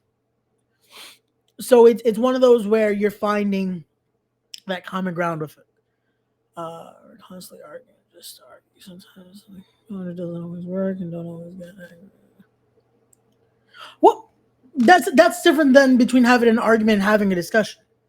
Because if you're not angry with it, then again, sometimes you could have little discussions here and there. You could have some certain things. How when people go into relationships that have the same personality? Well, so that's unfortunately going into the best way I could say it is a toxic relationship then. Because if you're going both in with a trait like that, it's not going to lead to a very flourishing relationship. Again, not saying that a person that has that trait isn't going to find a matching partner, but again, this is why you set those type of boundaries. If you're in a long-term relationship, by then there's something you found that makes it work. There has to be. If not, there's no way. There's no way you're going to get out of the little phase of, oh, we're getting to know each other, this and that. Even because once that honeymoon phase is over, because once you're first together, anything is like, oh, it's okay. That's fine. But once you start seeing the person for who they really are, now the guard's off. Stop this is now my sharpening girl. the Legit. It's like once you start seeing the person for who they are, and those little things either start to bother you or now start to be found like, oh, that's kind of like quirky about them. But you know what? That's my dude or that's my girl. So you have to find that. If you're not able to, then again, everything's going to be an issue. If you don't have that established, you don't have something there, it's going to be an argument over everything. Legit. Oh, you left the door open. My bad. No, you left the fucking door. Like, it could be shit like that. Well, here's the thing.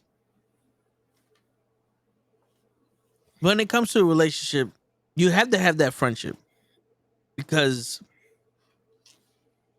a relationship between two people, when it becomes like lovers and shit like that, there has to be some kind of friendship there because your friends, you're able to let off some kind of frustrations and there's no personal shit. But when you're in a relationship for the wrong reasons or with the wrong person and you start arguing all that, is because, like I said before, no one's happy. Yeah. Because it's like, I could have been with someone else or whatever the case may be. But in all honesty, let's say this is the one you love and you're just starting to the head butting and none of you want to give in. This is where you, as a person who's asking this question, has to be willing to concede in order to keep the peace. Like, now, when you're in an argument, someone has to be the peacemaker. So you can't be stubborn and hard-headed in this argument anymore. Because if you're concerned about always arguing and being miserable and how do I get rid of this, you have to be the person to go, you're right. I'm sorry, yada, yada, yada. Or, listen, I understand you're mad. This is what happened. I apologize for the misunderstanding or whatever the case may be. Yada, yada, yada. When, you don't put out a flame with more lighter fluid. Yeah, and I think that's the misconception a lot of people have when they go into something like that. You have to have the humility. You have to have the humility of going, you're right. The same way you would with a friend. If you really cared about the friend, you wouldn't want to lose the friendship. Like, you know what, bro? My bad. Yeah. I didn't mean to yada, yada, yada. You have to go in that same humility. And you can't expect the other person to do it because you have to be in control of your situation. Yeah. And then again, this also goes with, you have to look at it like this, especially when it comes to any relationship, be it one that's romantic, be it a friendship, be it any relationship. Because even hell, you can have it with family as well. You have to be willing, can I live without this person? Am I willing to lose this? If the question that I is no, and they're not finding that way to amend, sometimes you have to be that bigger person. Sometimes you have to be willing to take that step. You have to be willing to, let me try to look outside of just my perspective or even outside of their perspective and see what's going on here. Yeah. Why is it that we're butting heads here? Why is it that this issue is not we're not finding common ground. What's going on here? What is really the issue? Because sometimes and this is usually how it happens a lot with actual like romantic relationships. It's not even the issue you guys are arguing about. It's something even like it's something completely different. But this is where we're on. This is what we're going through. Like, see, this whole thing, we realize that if we stayed together, we'll lose our friendship. That to me, that's a load of bullshit. That's just a cop out. Because if you was really friends, you shouldn't ruin the friendship unless you cheated on them. Because the way you lose a friend is through trust. If I can no longer trust you, I can't be your friend, right? So if you're arguing all the time and all that, or we're the same person with this, no bullshit. None of you guys want to change, so you figure I might as well go get somebody that is gonna concede to me. Yeah, and that's my question is this, Anthony. Are you guys still friends? Honestly, now. I'm probably Because I asked this because realistically, in a situation like that, when the answer is let's stay friends, you never really stay friends. No, because of that. There's my answer. Wait, no, because of us having the same, we would have could see close each other. Our friendship with a lot. But you know what? So are you guys still friends though? Because I want to see that just because I feel like they probably aren't, unfortunately. Yeah. But see, this is the crazy shit. No, we're not together anymore because we have the same personality. Me and Sho have very similar personalities. Yeah. We never said, you know what, let's stop being co-hosts together because it's gonna ruin our friendship. It's our friendship knows where the bounds are. And the only thing is, we don't fuck each other. And that's the only difference between a relationship and a friendship. Y'all fucking each other. And now you wanna have this dominant shit. You know what I'm saying? Like, let it be known, the only reason they're not is because they're so far away. Show never shows up. This is true. I can't trust him. He can't show up on time to be here. Imagine when Tony needs him. Word. When it's that time of the month. Nah, I'm just playing. No, but you know what I'm saying? Like, Yeah. because you're talking about high school. Not for nothing. You're still immature in high school. You don't know what you want. You just together to be together. You want something different. Because after a while, you go, what else is out there? Because you're still young. It happens to everybody. And then you go, oh, let's be friends. And you're not friends anymore because you were never friends to begin with. You were just attracted to each other. It was convenient for you at the time. Most of the time, you'll have a relationship with someone, do that whole let's be friends, never talk, and then later on in life reconnect with them, and then you have a stronger bond because you no longer have that curiosity what else is out there. Okay, so they say yes, we're still friends after we broke up and after we finished high school, because we didn't take it as far as which is weird because not for nothing, I've never had a relationship change after we had sex.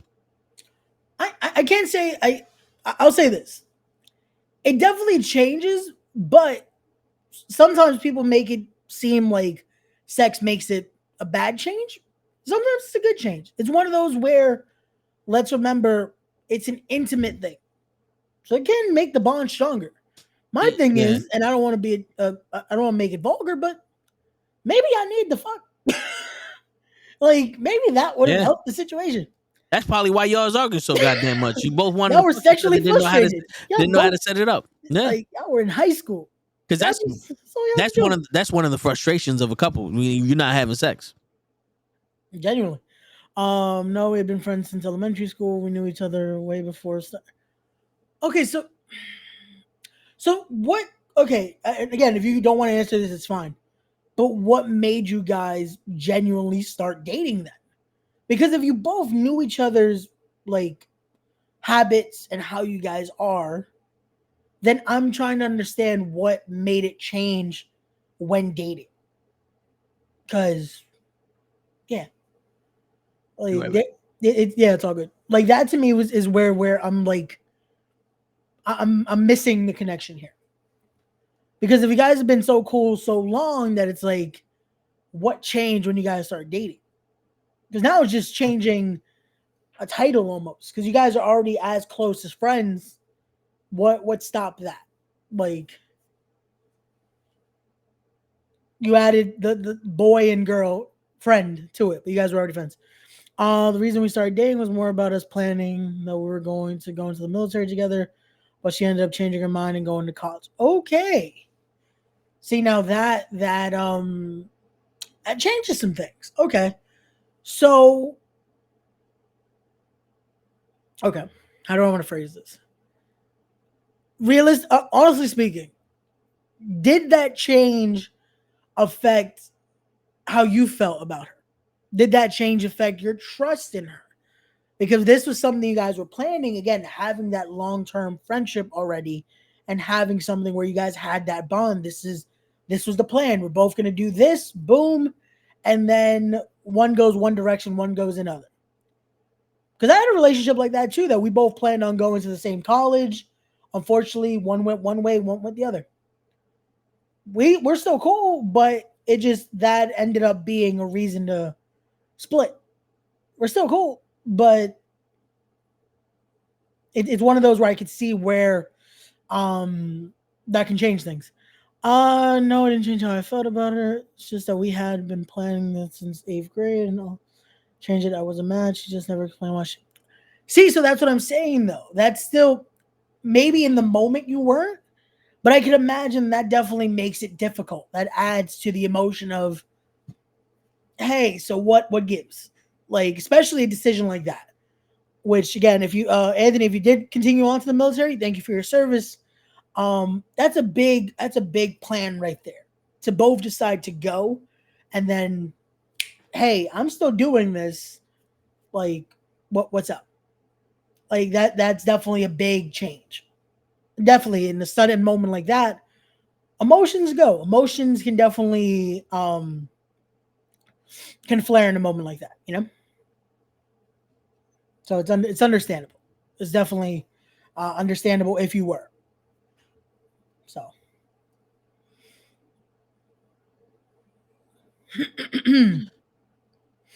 but yeah, this is how we start looking at all this, guys. We're starting to look at the deeper connections and all this. Oh man. Again, I don't know how am I awake right now. I mean, neither. Yo, I'm legit.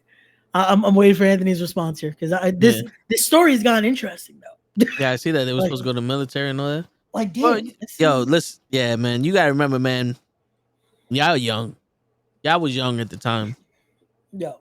and looking for an explanation from somebody for doing what they do. Sometimes they don't have an explanation. Sometimes they just do things. So, and like people's opinions change. For a while, I wanted to do this, I wanted to do that, and then you start thinking to yourself like, yo, I wanted to become a cop.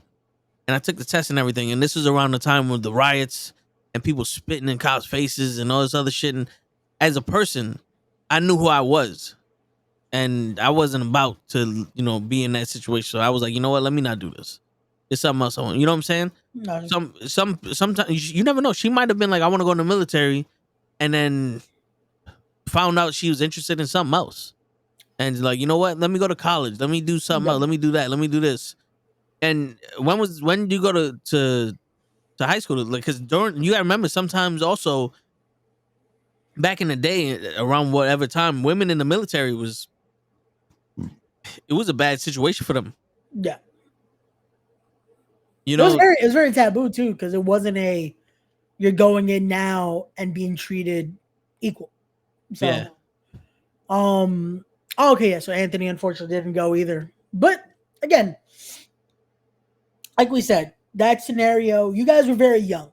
Again, not discrediting the relationship you guys had, not discrediting what occurred, just saying that at that point, your mentality isn't all there. Because I'll admit, when I was in high school, there's a lot of shit I didn't think about that I'm now thinking about. Like, it's been close to 8-9 years now since I was in high school. Like, there's things change. Your mentality changes. Like, you're not the same person you were when you're in high school. Like, it's a whole different ballgame. Yeah. Especially during that time that your emotions are very different.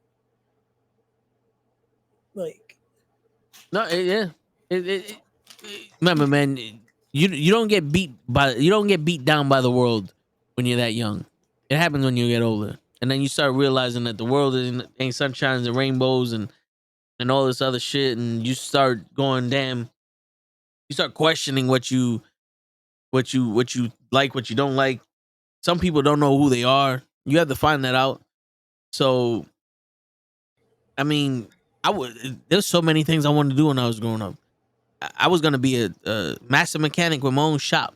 Then I was gonna do some other. I had aspirations to do some other shit. I wanted to be a wrestler, but life fucking was not letting me have that. And now I'm here. I never once have I said, you know what, I'm gonna start my own podcast and just start talking shit about. You know what I'm saying? legit, I don't think I ever thought about doing a podcast. And now we're here.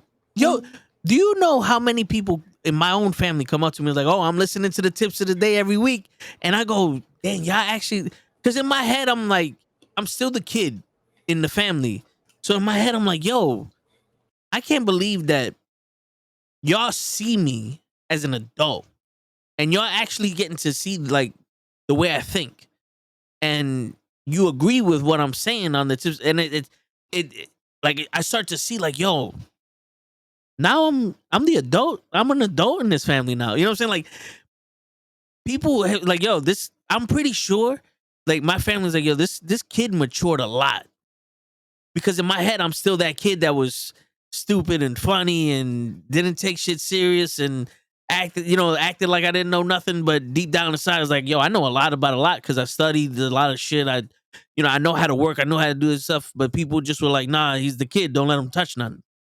And now they get to see, it's like, damn, I show them who I am by doing this outside. And it's just, you know what I'm saying? So, No, and that's something where now you get to see that it's seen. yeah. It's not just, I doubt they're seeing this. They're not looking at it. And it's a good feeling because it's like, Yeah. there we go. It's now all full circle. It's not Yep. just well, that's what they know, and this is what everyone else knows. It now can interconnect. Yeah. And I've gotten that a lot too. I've gotten that a lot when it's like, oh, I try to check it out. Sometimes I don't know what you guys are talking about, but I'm still checking in to see the podcast and stuff like that. Like, thanks. Like, Yeah, but it's crazy because you sit there, like, how many times, like, yo, if you'd have said that I was the person in the room giving advice to young kids about life and all this other shit, I would have told you a liar. And then boom, look at them doing it. no, You know? I know, but bro, it shows life. It shows growth. It shows, again, it's one of those where I guess truly it's expected unexpected at times. You never know what could happen. Yeah. This was legit me legit on Thanksgiving because it was like 3 a.m. that Thursday. I'm sitting down and having a heart to heart with my cousins. And I was like, wait, when did I become the cousin that now has to give advice? Like, wait, what? And it's like 3 a.m. I'm now sobering up because we drank like crazy the night before. Yeah. And I'm like, oh, so I'm the one now? Because I got used to, like, when I was younger, I would have my older cousins tell me like certain things, teach me the way and type of shit like that. And now I'm like, oh wait, no, that's me now. Oh yeah, that's crazy. Well then, okay. Yeah. And I just wanna point this out because it's on my page. YouTube picks the worst fucking spots to make thumbnails for shorts. Yo, why do I look like I have a tan? Yeah, this is on my main page. Like, oh my god. Yo, dude, it's almost like this dude's laughing at you. That dude is looking at me. Like, this girl is judging me. The kid in the back is like, yo, who the fuck is that? Why is his mouth open? Word. Why is he red? Word. Like, yeah. Yo, where did I get a tan from? I'm not tan. I don't know. But I love how that's the video that shows though. Fucking new content. I've already done new content. Content's out. Yeah. Like damn. And then it's like, yo, look at the numbers on the other ones. Yeah. Fucking 7.9, fucking 6.7, 18, Fucking or yeah, 16. Can't even see how the fuck I fucking remember. bitch. Yo, I want to show you. Oh, Where's my shit?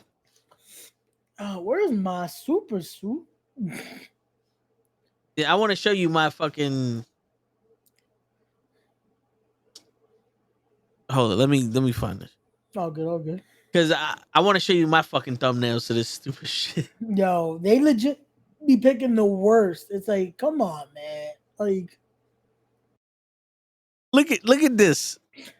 I'm like, why does it look like I have a tick? I'm about to take a mean fight. I'm like, yo, please help me. I'm like, praise be to Jesus, and yeah, like, yo, I can't see. Like, yo, bro, why why do you why pick does it it? always catch you with Yeah, one eye closed every time? yeah, like, yo, and I'm pretty sure. Look, tip 4. How did you go to tip 4? Like, why are you 15? Like, you're like 45 seconds into the short, and you pull out that fucking. Someone has to do that shit on purpose. And then look, my brother's shit is fine. But Like, yeah, oh, the white one, let's make him look wait, normal. And then this, yo, look, all of it. I'm about to choke somebody out. Like, listen here, motherfucker. Look, the same shit. Like, come on, man. Not even this.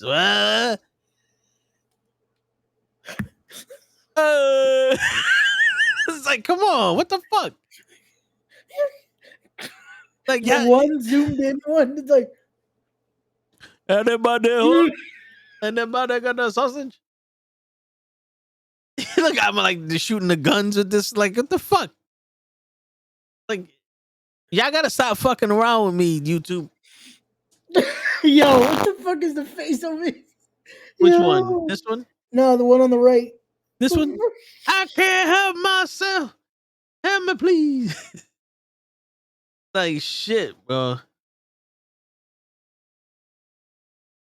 Yeah, I don't know what the fuck they're doing.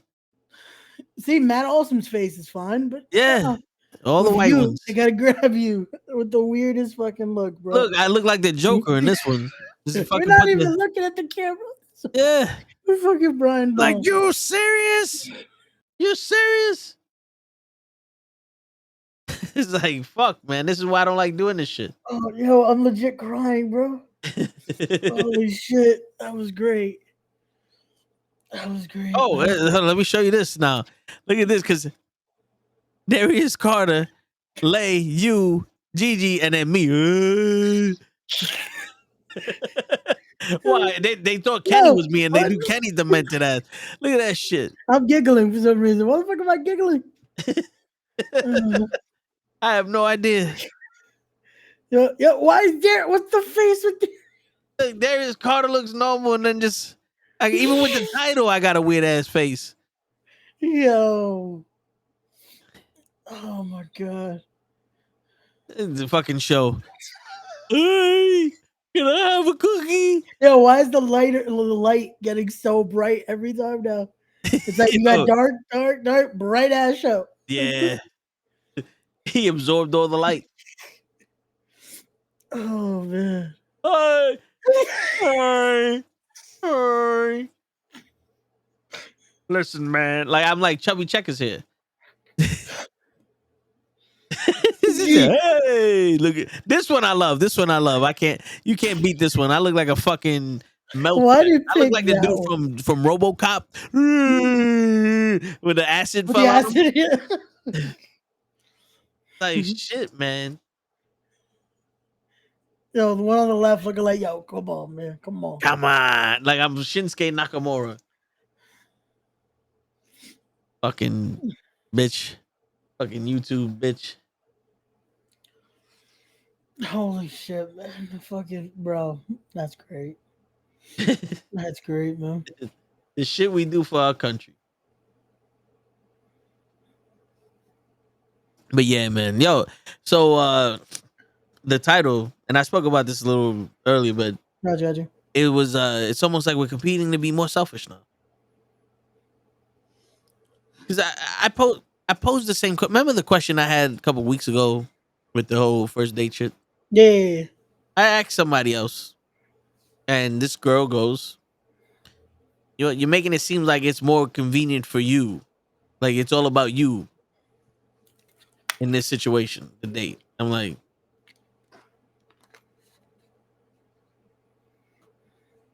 yeah, but that because to me it's like, wait, so you're making it seem I'm making it seem like it's all about me. When I turn around and say I don't have time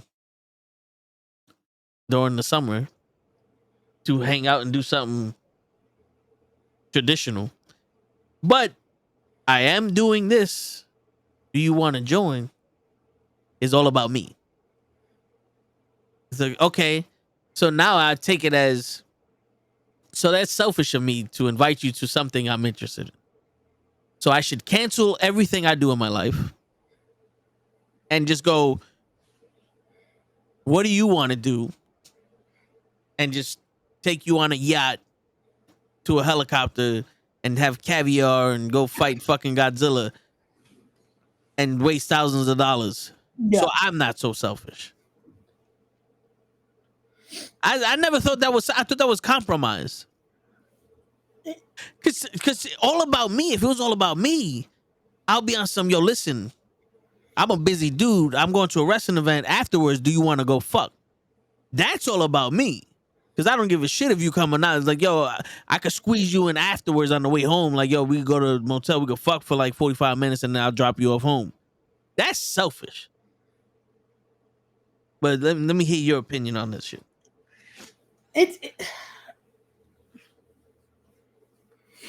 Damn. Right? Like, Let it out, Ray. because it's like, how? If you're trying to make it work, to be able to, especially when it's something like this, where usually when you're trying to get to know someone, you never even want them to still see what you're really into yet. And you're like, hey, this is my world. Come have some fun with me. Come enjoy. How is that selfish? When you're trying to, hey, if you're gonna be with me, or you truly want to know what I do and who I am, you're gonna eventually see this. Yeah. So why not come have fun? Come enjoy. We don't even have to call this a date. Just come through. Yeah. And get to know who I am, and boom. Like, how is that selfish? That's something where, yo, we're trying to get to know each other. This is what I like. This is what I'm into. Get to know me, see me when my guard is not going to be up. Like, how is that selfish? Yeah. And then so wait, did this also come from that list being, oh, it's selfish because why are you guys looking at the places? It's like, because y'all said no to fucking every place someone would go to. Yeah. Like, my thing is, how is that selfish when, again, and this is something I've had so many other convos, which is funny. I never thought this one list would transcend multiple friend groups I've had this conversation about. And the consensus has still been this. It shouldn't matter where you are. It should just matter who you with. That's it. Doesn't matter if we go fucking to the movies, play some pool, chill on the couch. But it's who you with and the moments you're making with them. Yep. Shit, we had a fucking blast a few weeks ago at fucking Texas Roadhouse. Yeah. Fucking closed that shit out, got to watch the pay-per-view, and got to have our steak. Word. It was a good Finally. It was a good fucking time. Word. Then we got to enjoy a week off and just chill. Word. But that's stuff like that. It's moments like that. It's doing things like that. Again, we could have done whatever. We could have been like, yo, you know what? Fuck it. We out to just a random park. Let's go chill at the park. You know? Yeah. But it's about just the intent of it, the thought of it. But that's selfish now. I don't get it. I don't get it. I don't either. And to be honest with you, I heard that and it made me say to myself, this is why I'm single. I can't relate to nothing. No. You know what I'm saying? Because even people around my age don't understand. And Kevin Samuels always says is like, no one gives a fuck about what a man wants. No one gives a fuck about how a man is feeling or anything like that. He's like, if you want to vent somebody, go get friends. Don't do it to your woman and shit. And back in the day, you would be able to, like, there was plenty of chicks that I was able to speak to, and they, you know, that like they would comprehend what I'm saying, and they'd be like, blah blah blah, and I was like, yo, I'm sorry you had a tough day, this, that, and the third. Now it's like, how you doing? And that's the best you're getting from me now. Like that's my whole day in a nutshell. It's almost Friday. Yeah. Because you, unless you're bitching about someone, you can't have these conversations. And that's, to me, that's horrible. That it's like you have to feel like it's only a this is all we can talk about scenario. We can't have that connection anymore. Have that, hey, I want to just vent about this. This is what I'm actually thinking today. It's not about a person, not about anything. Just this is what's going on. Yeah. It's like, now it's a burden to do. Yeah. Like, that's crazy, man. You know, we have fish in the mail, and Yeah. we bought new fish. They're neon tetras. They're microfish. Now, Ooh. someone asked me, now, when you buy something, Yeah. you know what it is that you're buying. Mhm. So if I ask you, like, yo, what's that? It's the whatever. Yeah. Right? Like, what kind of dog you got, Ray? I have Maltese. Okay, see? You know what that is. Yes. A lady comes in the mailroom. She goes, oh, these are cute fish. What are these? I said, these are neon tetras. Oh, they're so small. Are they babies? I said, no, they're microfish. They're not going to get any bigger than this. But they swim in a pack, which keeps them safe from predators. That's why the betas don't attack them, because they're all together. And I was like, in the wild, you'll see them swim at like a school of 100,000. Okay. So I was gonna that say w- they're going like yeah. a school, right? They're schooling fish. Like Gotcha. they're swimming like hundreds of thousands of things to where are predators. Because if a predator, like depending on where the predator's at, it'll look up and see 100,000 fish, but it will look like a whale. And they're like, nah, I'm not fucking with that. And that's kind of like how they defend themselves against predators. Gotcha. She looked at me like if I was a fucking idiot. She did the, yo, do you work at a fish store? Like what the fuck? And I was like, no, I know what I bought. Yeah, it's like you bought this. Why would you not like? Like if you bought, would you not just like, you went and bought a dog? Would you not look up what it eats, how to walk it, how to train it, what kind of dog this is, if it's a male or female? Like, you know, the pit bulls are naturally nice dogs, but they're trained to fight.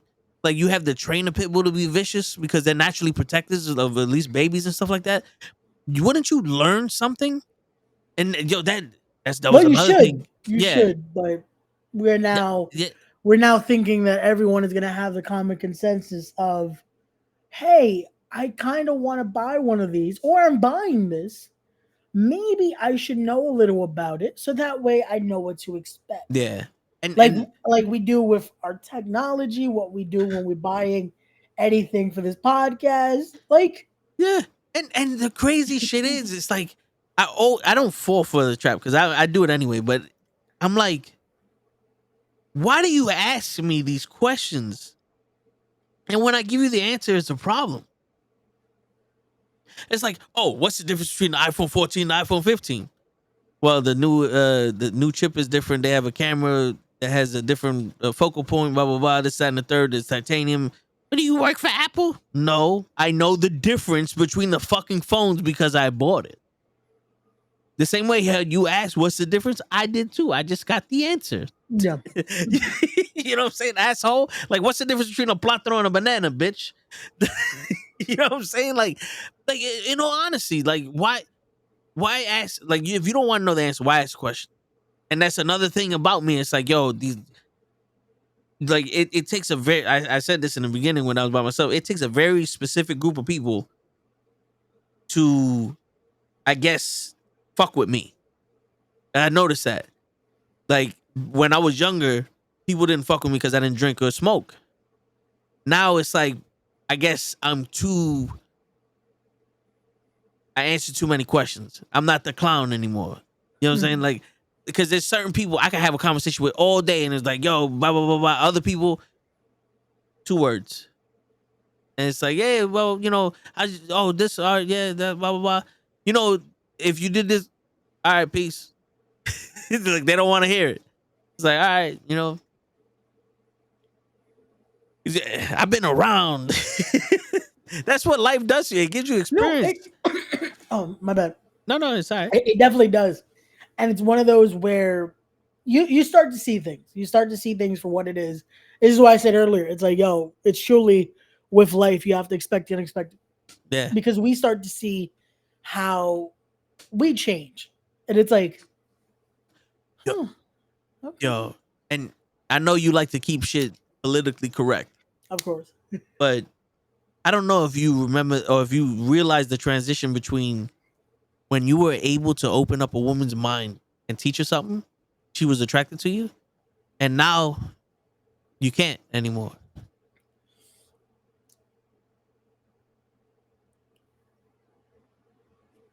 Okay. Because it's so easy for them. They don't care. No, that's this is what I'm trying to think about what I was going to say. Yeah, no, yeah. You can. It just has to be the right one. And that might get me but why I'm saying that is because this is why I say certain times I can't date girls that are like around my age bracket, to say, like in their early 20s type shit. Yeah. Because those have now been created, like their mindsets have now been influenced or created so much by social media and by what this puts out that it's like almost that becomes like this isn't enough. Meanwhile, I always say, end of the day, having a conversation should be something so important, because end of the day, that is all you're gonna have. Because end of the day, honestly, looks fade. That shit, unfortunately, is gonna fade. And oh wait, my shit's off here. That shit down there is gonna fade. Mr. Wigglesworth. Like it's gonna fade. Yeah. Like stuff like that. You need to be able to have conversations. You need to be able to be there and actually be willing and wanting to have a conversation with someone. Yeah. Especially if they're gonna be your partner. Like that should be the one thing. If a guy is willing to really have that deep conversation with you and want to know you and get to inside that mind. Because a lot of girls, the quick thing is, all he wants is a box. Probably. But if a dude is also trying to get to know this, hear him out first before. You know why a guy only wants the box? There's nothing else of interest. Think about it. Yo, listen, initially you look at a girl like, damn, this bitch is gorgeous. Yeah. Yo, what's up, girl? How you doing? What's your name? Blah, blah, blah. Yeah, I'm coming in strong. I'm trying to get to fuck you. But in that stage of, because very rarely does a nigga have enough game that he meets you, we fuck, and it's out. But in that stage of talking to someone, if you're not given any interest, it's like, this bitch just talks, son. Like, yeah. We're gonna sit through it, get our pussy, and leave. It's like, think of it this way. We're at a restaurant with a bad waiter. We're gonna get our food, we're gonna pay the bill, and we're gonna leave. There's no tip for you. But if the waiter's good and our drink's always full and all this other shit, it's like, yo, this is good. Like, yeah, you enjoy the meal, you blah, blah, blah, here goes the tip. You know what I'm saying? If there's nothing that's gonna make you go, you know something? This one stood out. This one right here. Next time I come back, I want this motherfucker. They know what the fuck they doing. Yeah. It's just like that. you sometimes you talk to a girl like, damn, this bitch look good and I want some pussy, but shit. Yeah, fuck. No, but You know what I'm that's saying? what I'm saying though, and it's one of those where I feel both ways. It has to be like that. Again, as much as that might be the goal for most guys, again, that shit it's gonna fade, my dude. Like Yeah. I would assume you're not just searching for the perfect box. There's not gonna be one. I mean, Let's be real. Come on, bro. that I had some that was like, damn. But listen, it's because of the shit you get comfortable with each other. Yeah, but where does that also come from? No, it's not just No, listen, I'm gonna tell you the truth. yeah. Some of the best pussy I had was the worst pussy I had. The first time I ever fucked this shit, we was so off sync that it was like, damn, Okay. this shit is bad. But it was like, you know what? She's hot, she's cool, and then the more we did it, the more it was like, yo, this is getting better and better. You know what I'm saying? So it's like when you start getting comfortable with each other, you start realizing some shit, then it gets better that way. You know what I'm saying? But if it's just all hit and quit, like, So I have to ask you. Sorry to cut you off. yeah, Why'd you go back?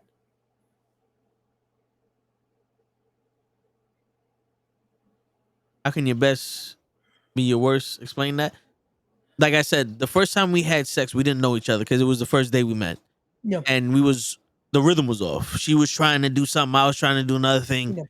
and then the next time we had it, it was like you almost felt like, okay, just do you. So then it was like, all right, whatever. And then the third time I got comfortable and I took her over. You know what I'm saying? Okay. And then I started leading and I was like, this is what I want. It was like I You was found the speaking, rhythm. yeah, I You was found the rhythm. speaking with my body, like, this is what I want. She's like, okay, now I know how to give this to you. And boom. You know what I'm saying? You know what's So crazy? then it was like, all right, now this is my pussy right here.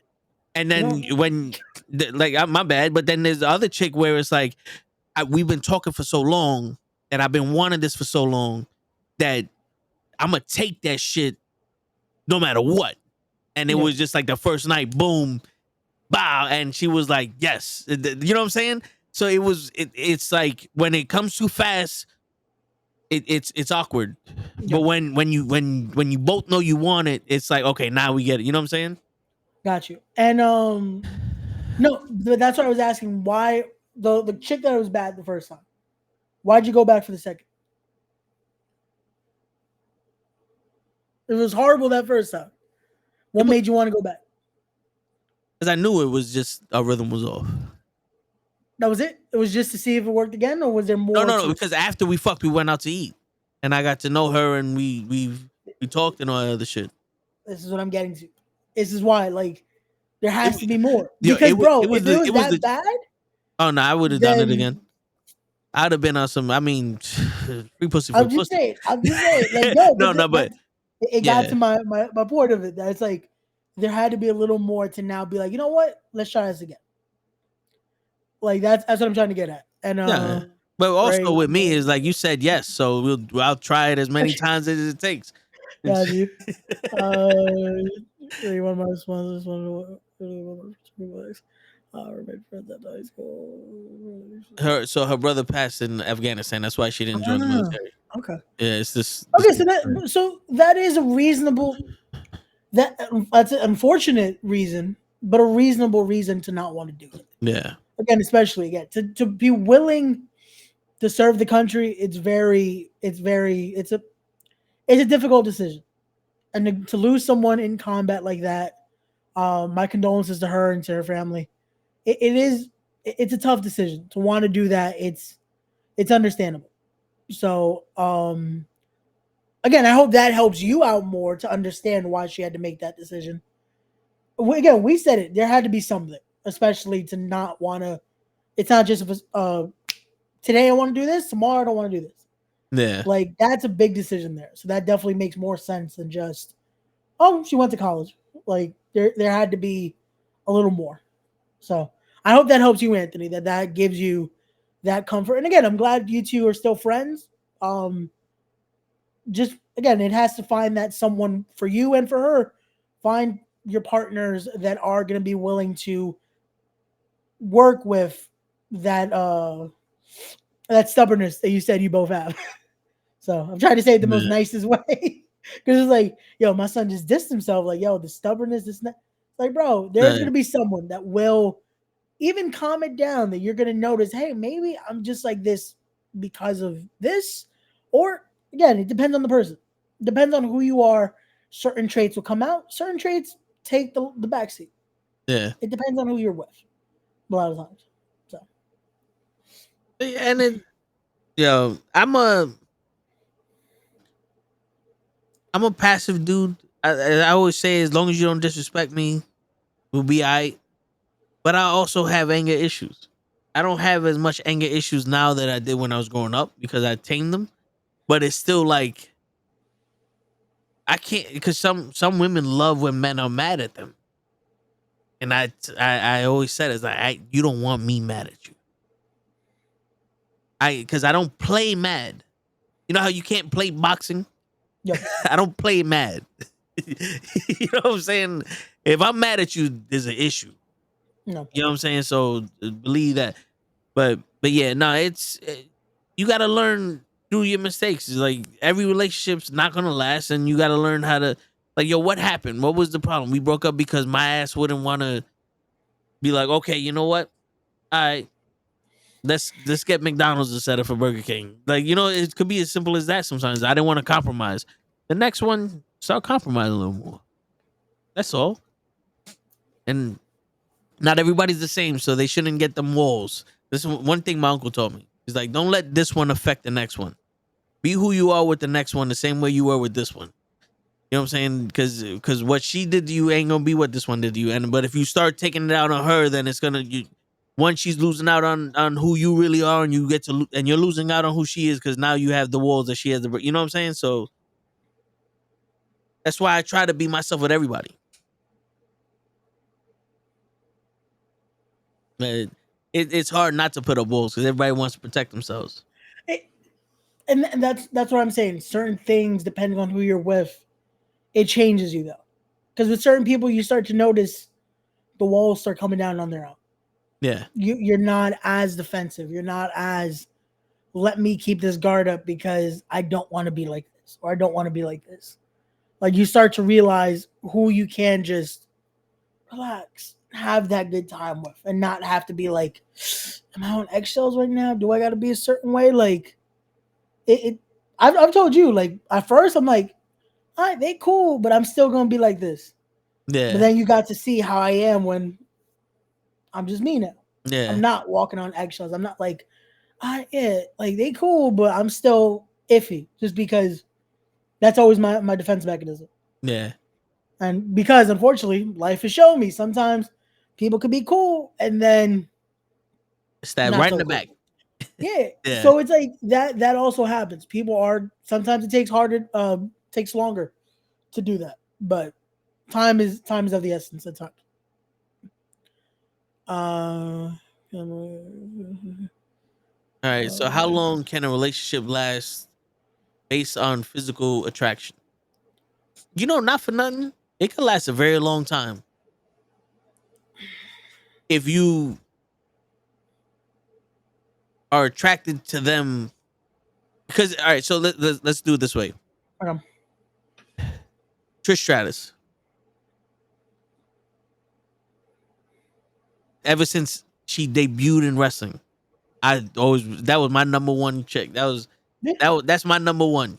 To this day, she's fucking gorgeous. Yeah, I was gonna say she can still get it now. Yeah. I'll say it. Everyone has said it. Like, yo, Yeah, she yeah. still looks good now. Like, Yeah. So it depends on if you know the attraction is physical and you keep up the appearance, that shit could go a long way. But it also, physical attraction dies out because it's not really attraction, it's lust. Like a girl with a fat ass. That fat ass is new. It's like a car. Like, yeah, yo, this is a toy. I get to, and you play with it, and after a while, it's like I want something different. yeah, but that shows a difference between that attraction and just the ooh. There's a difference there, because that's the thing, and this is how I'll say it. if that physical attraction is gone, I'm gonna hate to break it to you, that relationship's gonna die down. Because no matter how long people were together, the best marriages, any counselor will say this, once that starts to die down, you're losing something from it. Because that's a whole nother, that's intimacy. That's something where it should be there. You should still, as much as you should love each other and have a genuine care for each other, having that, still finding them, again, it's a different level now when you've been for so long. But you should still have that attraction. Be the willing of like, yo, this is why I want to be with this girl. Like, yo, that's my girl right there. Look at a guy and be like, yo, you see that? Yeah, that's my own dog. Like that's how it is. It's like you should have that about your person, no matter how long you're with them. If that's gone, yo, what are you doing, bro? Like shit. If fucking there's one chick, skinny, and she always said she had no ass, but I liked it. And it, every time, I got a little, bloop, bloop, you know what I'm saying. But that's just what I was. That was what I was attracted to. You know what I'm saying? It's just one of those things. yo, bro. I was watching.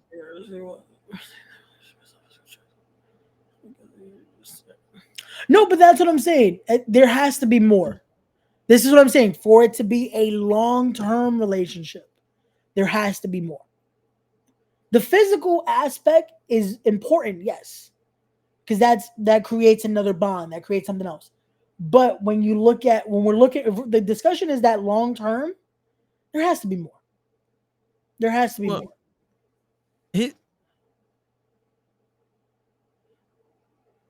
So when Dr. Phil and Steve, when people speak, it's in generalizations. Yeah, but that's what they do that because they're speaking Yeah. to millions at that point. So it's like when they say rarely happens, it's like out of 20 billion relationships, let's say 10 million of them can last long. No, and you know what the relationship 20 billion, in the scope of 20 billion, that seems like, oh, that's not a lot. But in reality, that's a lot. Yeah. So there are people that will be able to be like, yo, I'm not like me and this person are complete opposites. I don't like none of the shit he's into, but he looked good and we just mesh. Yep. You know what I'm saying? Like sometimes if that's all you want, it works. Well, here's the thing. It's not only physical attraction, because if nothing is just one factor, right? It can't be. So, it definitely can't be. Let's say this. You have two self-centered motherfuckers, and they're physically attracted to each other, and they're fucking, everything is fine because they're getting what they want. But when they go into that long distance relationship, they're selfish. That's when shit breaks down. It's, you know what I'm saying? Because they're not, nothing else is there but the physical attraction, and they're selfish. Yep. But if you have two nice people that just go with the flow and everything, you never know. That might be a lifetime relationship. They might get married and be like, yo, we just love each other because we're attracted to each other, and we can't we can't take our hands off each other, but they're not selfish. They're willing to be like, yo, what do you want to eat? I'm gonna feel seafood. Like, oh, fuck it, let's go get seafood. There's no arguments there. There's no fucking, shit. Now, when other factors come in, it could be different, but there's some people that physical attraction is all I need. See, but that could be the basis, and that could be how it starts. But I feel like it still creates something else. Yeah, it has to create something eventually. It has to. Yeah, but that's what I'm saying. It can't just be that one factor. When they're talking, and I was gonna make the joke. I'm like, yo, when Steve Harvey and Dr. Phil are talking about this, they're talking about the same group that answer these random questions on Family Feud. Yeah. It's like, what motherfucker actually said this? Like, who are these 100 people that said this? Because those answers sometimes are like, huh? Because it's very close-minded with that. Yeah, because think about this. You ever spoke to someone? What's going on, Mike? Mike's in the building. Chilling, man. Yeah, we used to work together, Mike, the DJ. But yeah, man, we're talking about physical attraction and shit. But you ever spoke to someone that's like initially the hottest person in the room, Mhm. right? And you're attracted to it. You're human. You're attracted to her, but you speak to her and you go, she's actually pretty cool. Yep. There is no way in hell that you just talk to someone that's attractive and go, there's nothing but attraction here, unless you're not listening, and then that's lust. Yeah. You know what I'm saying? Because lust is a completely different animal here. Like you be like, yo, this girl's hot. Yo, what's up? What's your name? That's good. She said. You know what I'm saying? Like, like like yeah, whatever. Yo, you want to go do something? Yeah, I like that too. Let's go. And then next thing you're like, why am I on a fucking turtle? Like, what the fuck did she say? Like, what the fuck am I doing here? You know what I'm saying? Like, that's different lust. But physical attraction, what makes you go up to that person? It's like, yo, and then It's the basis of the word. yeah, and Attraction. you could be blinded to what happens. But let's say you talk to this person and you're like, yo, yada yada yada, y'all get together, y'all do this other stuff. Like, yo, she's hot, and that's all you say. But then someone goes, yo, write down 5 things that she does for you. You're like, not for nothing. She's understanding. We don't argue. She could cook. My mother likes her. Like, she looks like she takes care of kids well. She could be a good mother. And then you start realizing shit. But the thing is, the main priority is the attraction. But all those supplemental priorities that you have in the back of your mind are what's making you go, this is working. Yep. You know? It's and again it's having it's the main thing of having that focus of it, having that priority on it, having that where it's not just that's my goal. This is it. Having Yeah. hey, this is where we're at. Yeah. Like, but I feel like that's you nailed it there of just the lust versus actual physical attraction. Yeah. I feel like people forget the difference. Because I'm gonna tell you something, and I've always pictured myself like I always said, like I feel like I need like 3 or 4 women at a time, right? And not because I'm a player or whatever the fuck. It's just having multiple people to speak to is just easier because it's like one, I'm not bothering one person all day and Yeah. all the other shit and whatever. So I've noticed, like, when you talk to most people, you can have the same conversation and be different outcomes everywhere. And then you start thinking, like, this one here is a sweetheart and gorgeous. But I know for a fact it's never going to work out. Like, she's too into her trying to set herself up for for her future, whatever the case may be.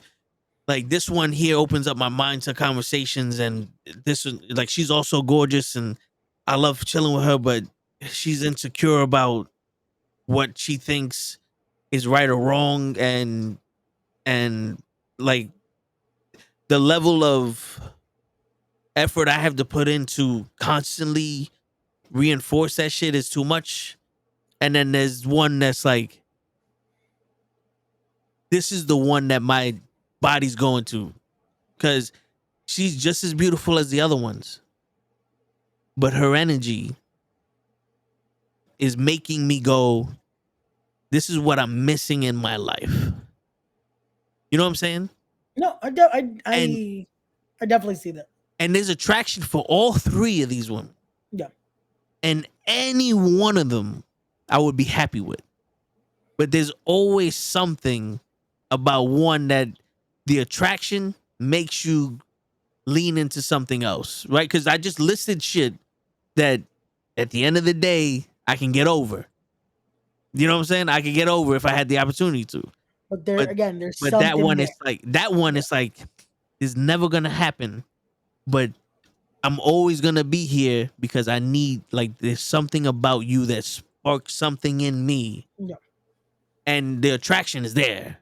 Like, it's always good. Like, I can go straight off attraction, but the little extra makes that attraction solid. And that's what I was trying to get at. Again, I'm not denying the factor of just plain old physical attraction. Yeah. Just having that. But there's always that little more that makes us decide this isn't just the convo of like, yo, you see that over there? Like that type of thing. Yeah. That's more of like, I want to see how she is. I want to talk to her a little more. See if we can do something more than just that, you know? Yeah. Like that's what I was trying to get at. So. Shit. Cause that like you ever was with someone that just being around them was enough? Yeah. That's some That's right powerful. Right? That Yeah. And you know what's sad is that when that ends, when a relationship like that ends, you notice it because that now changes. When that no longer feels comfortable is when it sucks. Because they always say, they're like, oh man, I don't know what happened. When a relationship like that ends, you start to feel it when it's like, Yeah. this isn't it. Yeah. This isn't right anymore. And you can also feel it with like new relationships where it's like the energy is so off that you're forcing it. Yeah. It's like you want it to happen, but it's like your opposing magnets. The more you try, the more you push away. Yeah. You know what I'm saying? Because at the point it's like, yo, am I forcing it? Are you forcing it? Since we're forcing it, it feels uncomfortable. The shit is like, don't get me wrong, like what's happening now is cool, but is it worth something it? off? Yeah. And that's the thing, you have to be real to be able to see, is it worth it? Because in the long run, unfortunately, you're gonna force something that might not be anything. It might not go anywhere. Again, you might fuck. But is it worth it? Because if y'all not feeling each other, y'all might not feel it when y'all do it. It might just be, well, we did it. Was that good for you? Like that type of thing. Yeah. And that's the last thing you want. Because again, let's be real. We're adults. Time is of the essence. Shit. Sometimes the last thing we have is time. Yeah. So should we waste it if we already kind of feel like, yo, this ain't working? I feel like, yo, like to full circle, like the guy at the suit shop. Yeah. Where you went to go get shoes.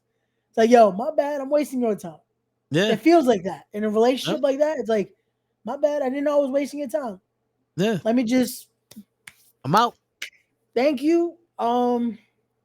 Deuces. And that's it. And sometimes, again, this is like Toe said earlier.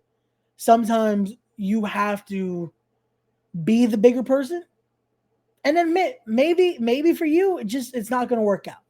Maybe it is you. Maybe it's just not gonna, it won't work. Yo, what's going on, Pro? It's like Pro and Loki hit us up at the same time. Now I was starting to think, are they the same person? Oh, we've never seen them in the same room. On the same network. Tune in next time on Dragon Ball Z. But that fucking thing tails off long. It took a while. Yeah. I remember it being that long. But the Proki, they combined. Pokemon Digivolve too. But yeah, so it's one of those where you have to be the bigger person at times and just sometimes admit, hey, maybe it's me, maybe legit, and not just the corny. It's not you, it's me. Be genuine, like, you know what? See your fuck ups, or see it's just this isn't what you're searching for. This isn't what you need. Or you could legit be on some, yo, what's up? You know what I'm saying? Like, if you have that kind of relationship where you talk to somebody and this feeling like, yo, what's up? What's going on here? You feel it too? I know you feel it. Something's off. What's going on here? Are you not attracted to me, or like, do you like? Are you trying to do something with me and you feel like you can't? You know what I'm saying? Because a lot of the times it's like, let's say let's do it. The woman wants something, but doesn't know how to ask for it, and wants you to want it. Like, let's say sex. The woman wants sex from you, but doesn't want to be like, I want to fuck, but she wants you to want to fuck her. and she doesn't know how to get you to want it, and now it's awkward because she's like, nigga, help me. And you sitting there, you want to fuck, but now you like, wait, she's awkward. Now I'm awkward. Like, you know what I'm saying? Sometimes you could be like, yeah, wait a minute. Flag on the play. What's going on? Nigga, I've been trying to have sex with you for 3 months. Why didn't you say something? I ain't gonna say nothing. Like, fucking get your clothes off. We're gonna do this shit right here in the hallway. You know what I'm saying? Sometimes it's just a lack of communication too. Yep, legit, and that's what I said earlier. It's just having that actual conversation. All of this comes down to, no matter what, is being open to conversation. Yeah. And when that's not there, none of this is gonna work out. Yeah. Because that's how you have bad sex too. Because if you're not talking, listen, you can learn how to have better sex. It's like dancing. Unless it's one of those things where your body parts are not satisfying each other. You know what I'm saying? Like you're hurting her, or she's too tight for you, or vice versa. Like you're too small for her and she's too big for you. Some shit like that. Unless like there's nothing you can do that when your dick goes inside her, that shit feels good. Then it's like, all right, well, we tried, but this ain't working. No, but this is why sometimes you gotta talk, because maybe just do it from this angle. This is how she likes it. Or this is how you like it. Like, again, talking is important. But trust me.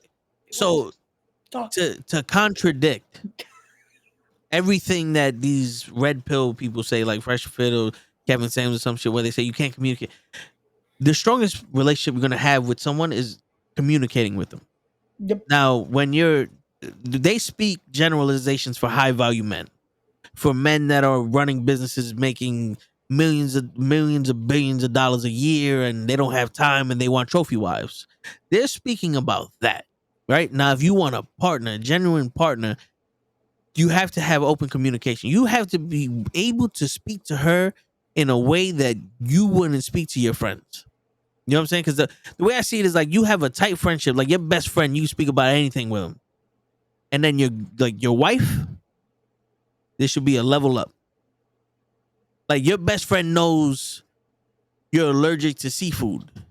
Your wife knows you're allergic to clams. Yeah. You know what I'm saying? Like some shit like that. And that's exactly it. It's having that. It's having that like I said earlier, that guard is gone. Yeah. Because there's that's there.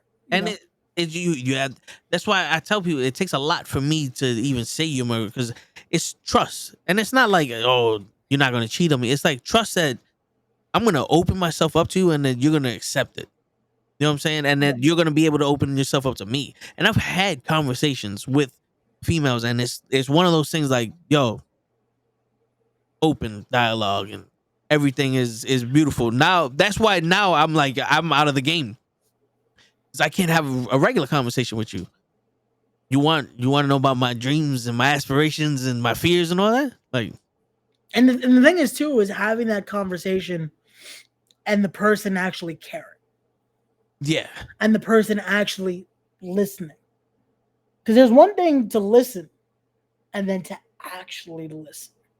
Yeah. Because you guys right now could take everything we're saying. You guys have been here for 2 hours, 47 seconds. Probably could have listened to what we're saying. But did you listen? Are you going to actually remember this tomorrow and the next day? And actually have listened to what we said. Yeah. In a relationship like that, or in any relationship, when you're at a point where what you're being vulnerable about, and what you're breaking down about, and what it's not even just those things. It's even the little things of like one day, just, hey, you mentioned this. The next day, hey, honey, I got you this. It's like, oh shit, you were actually listening. Yeah. So yeah, like those little things. Yo, and women do not believe me when I tell them, no, we listen to you. Yeah. Like, no, you don't. Yeah, we do. The problem is you don't ever stop talking for us to let you know that.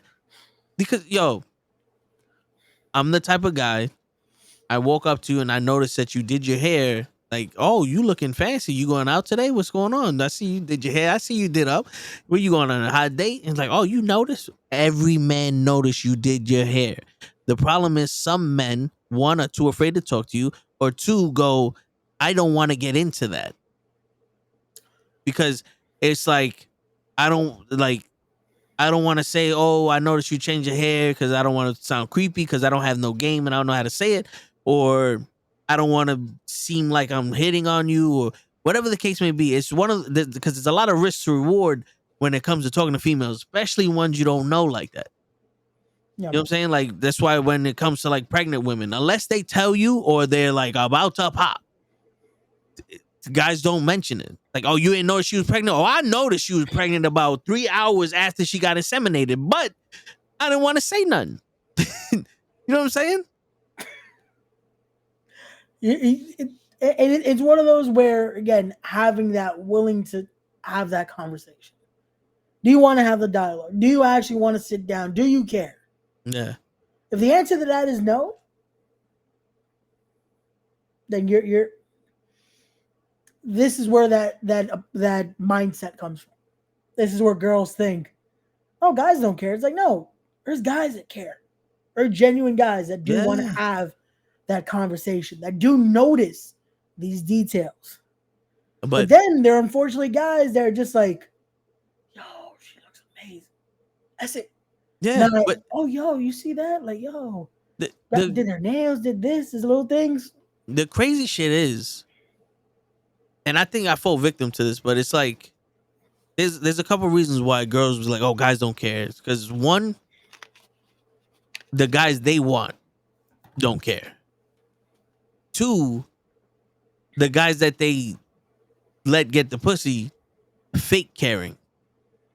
And that's what I said earlier. Yeah. Actually listening, actually caring. They play that game until they get, and then they shut down. And then it's like three, they find genuine dudes and they can't trust them, right? So I think I fall into that part where it's like, I genuinely care, but for some reason they're still weary. Like, one girl actually says, like, yo, I can't fuck with you. I'm like, why not? Because you the type of nigga to break my heart. I said, what?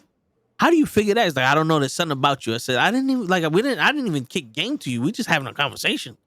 And she's like, there's something about you. You the type of nigga to break my heart. I was like, I get, then you the type of chick that takes for granted a nigga like me. I don't know what to say. You know what I'm saying? But like, I've seen that. So it could be one of those, like, nah, you seem like the type of, like, this is too, you know, like the situation, this too Raph, you know, the Ninja Turtles. Yeah. It's a little too Raph for them. You know what I'm saying?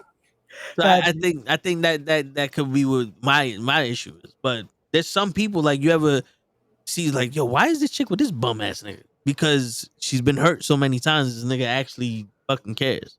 And that's what's sad, because that creates this, like, there's so many people that say they care, and then you get that reaction, and you get women that unfortunately are hurt multiple times because dudes, again, say this but mean something else.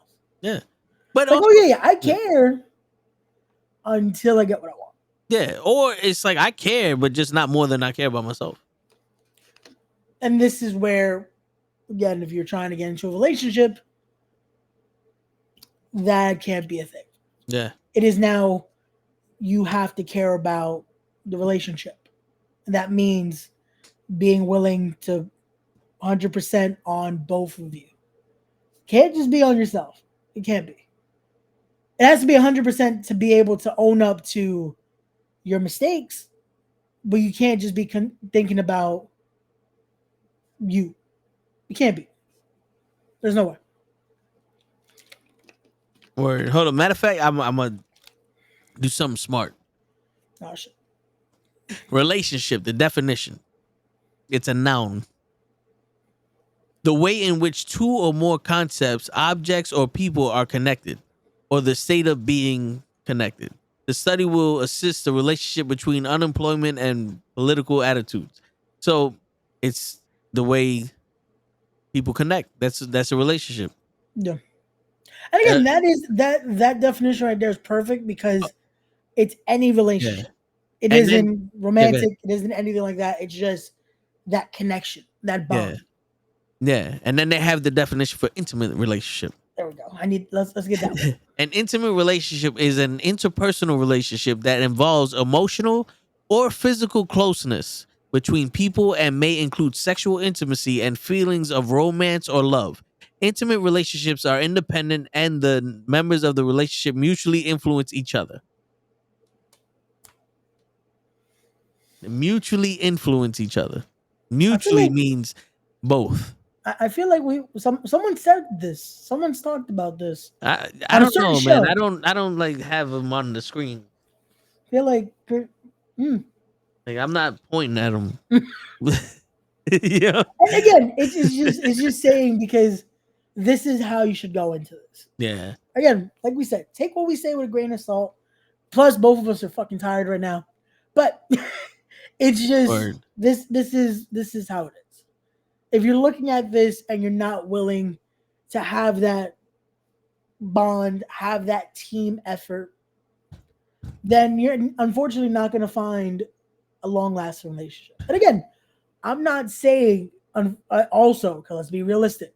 If you're the guy in the relationship, I'm not saying every girl's going to be willing to put in that same effort. Ladies, I'm not unfortunately going to speak for all guys and say every guy is going to be willing to do this. Word. Because there's going to be some girls that are like, nah, you got to do this. Yeah. I'm going to do this. That's our relationship. There's going to be guys that's like, nah, I don't want to do this. Like, yo, I'll do this, but I ain't doing all this. Yeah. But finding that happy medium. Because also, this is something we I haven't said. When I say that team effort, it doesn't necessarily mean it's going to be the same for every single relationship. This is how we said earlier, setting those boundaries, setting those rules, setting what it is that's going to make your team effort mean the most for your team. Because it can't be the same for what works for, let's say, John and Stacy might not be the same for Crystal and Christian. You know what I mean? Like, it's not going to be the same.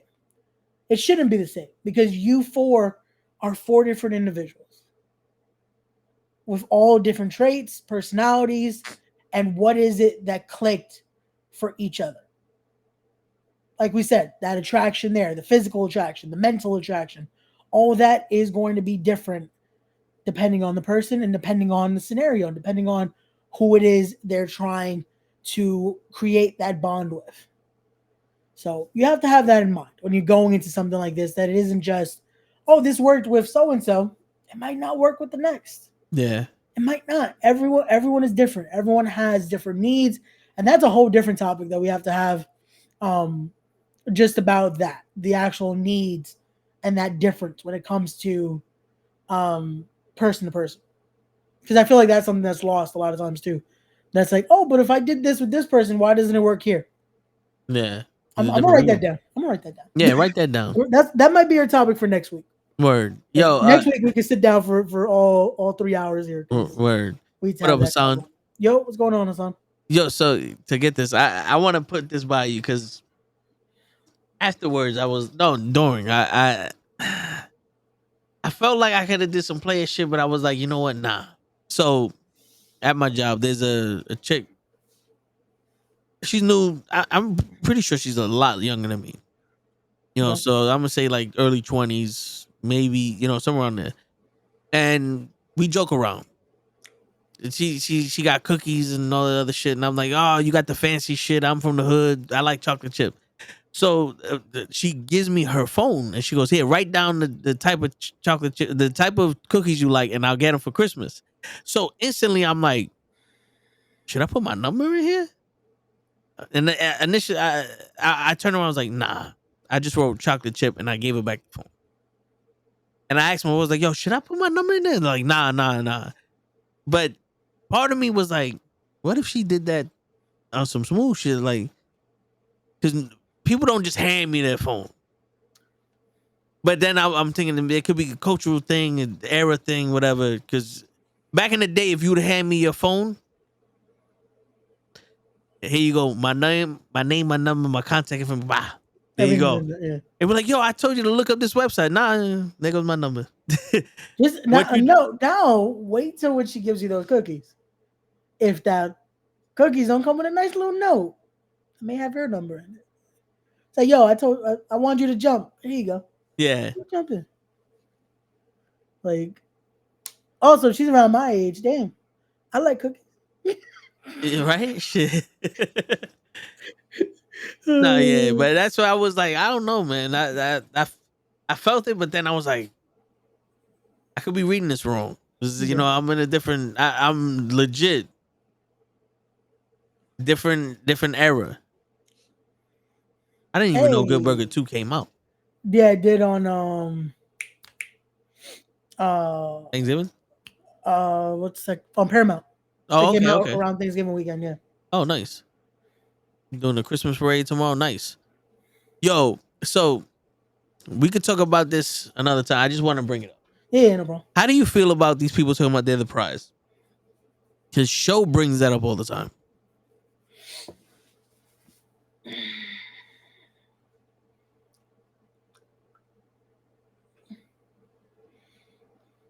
That mentality is when the word selfish should come into play. Because, like, the prize to whom exactly? Like, so, yo, you with me? That's it. You won. What am I winning? What's the prize? Like, again, to me, that is where you get the mentality of all guys want is the box. Yeah. And all girls want is to be treated like this. Yeah. It's like, yo, I never liked that mentality. I don't like to be like, yo, nah, man, yo, I'm the total package. I'm that dude.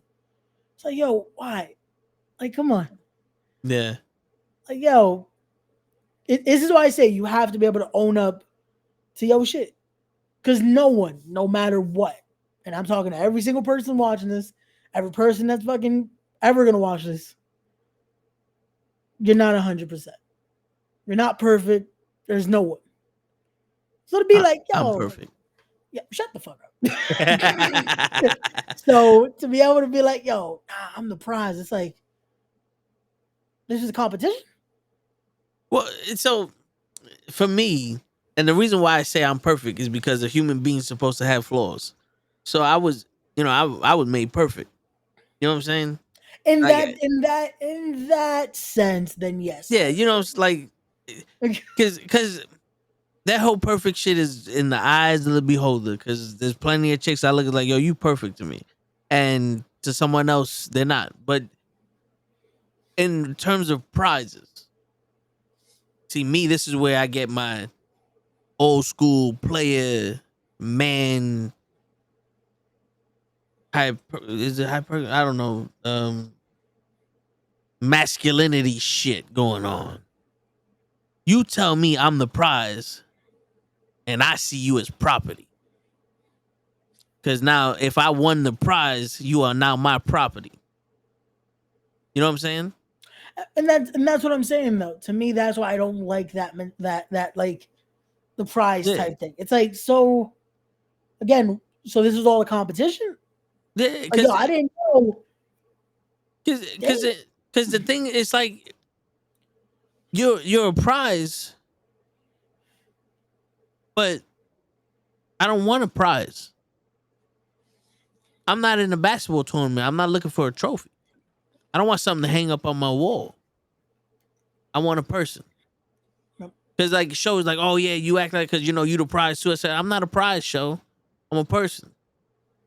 You know what I'm saying? Like, that's what you should want. You should want this whole conversation we've had. It's about wanting that relationship, wanting that person, wanting something out of it, not just, well, I got him. Now what?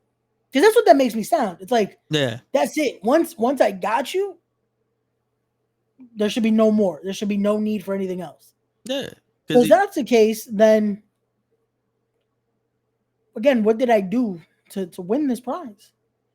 What comes in this so-called like that's that mentality? It creates so many like, because the reason why I say my property now is like, I won the prize. Well, the prize for me was sex. So now we fucking whenever I want. Yeah. Because I got you. I won you. So now we should fuck whenever I want. And that's Also, because when do I win? Does that mean when I talk to you the minute that, we speak? that's it. That's what you win. Sex.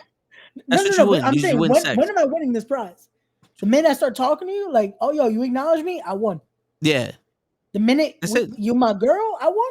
When you turn around and say, "Hey, baby, how you doing?" You won. Sex is on the table. Bro, that's what it sounds like. It's like, yo, the minute you accidentally bumped into me. Oh, I won. Throw the pussy on the stage. That's it, yo, for real. Because it sounds ridiculous to me. And when I hear shit that sounds ridiculous, I match ridiculous with ridiculous. And believe you me, my level of ridiculous is perfect. We're about to see this tomorrow, which, ladies and Yeah. gentlemen, if you haven't already, we've promoted this. I promoted the shit out of this show. Fuck it. Tomorrow, Queensboro Outslides Wrestling is now returns to NYC. We're going to be in the building. Knuckleheads have sponsored not only the main event featuring our guest from last night, Joey Conway, defending his Wrestling is Now Heavyweight Championship against Lucha Lince Dorado. They have also so kindly sponsored your boy right here on the commentary booth. I'll be narrating all the action, but also it's going to be a stacked card. Be there, 7 p.m. doors, 8 p.m. bell time. It's in the heart of Queens. It's going to be at the Elks Lodge. Have you ever been to Queens Center Mall? We're 2 blocks down. Okay. So it's right there. So it's going to be a good time. It's going to be a good night. It's a Saturday night. Come watch some wrestling. Let's have some fun. And let's have a good week. Is there going to be parking? There is parking, street parking, because there is a parking lot there, but unfortunately the restaurant across the street is always annoying about it. So there is street parking though. All right. There is street parking. That's what I would look for. That's the prize. You want to be a prize to me, you better have parking.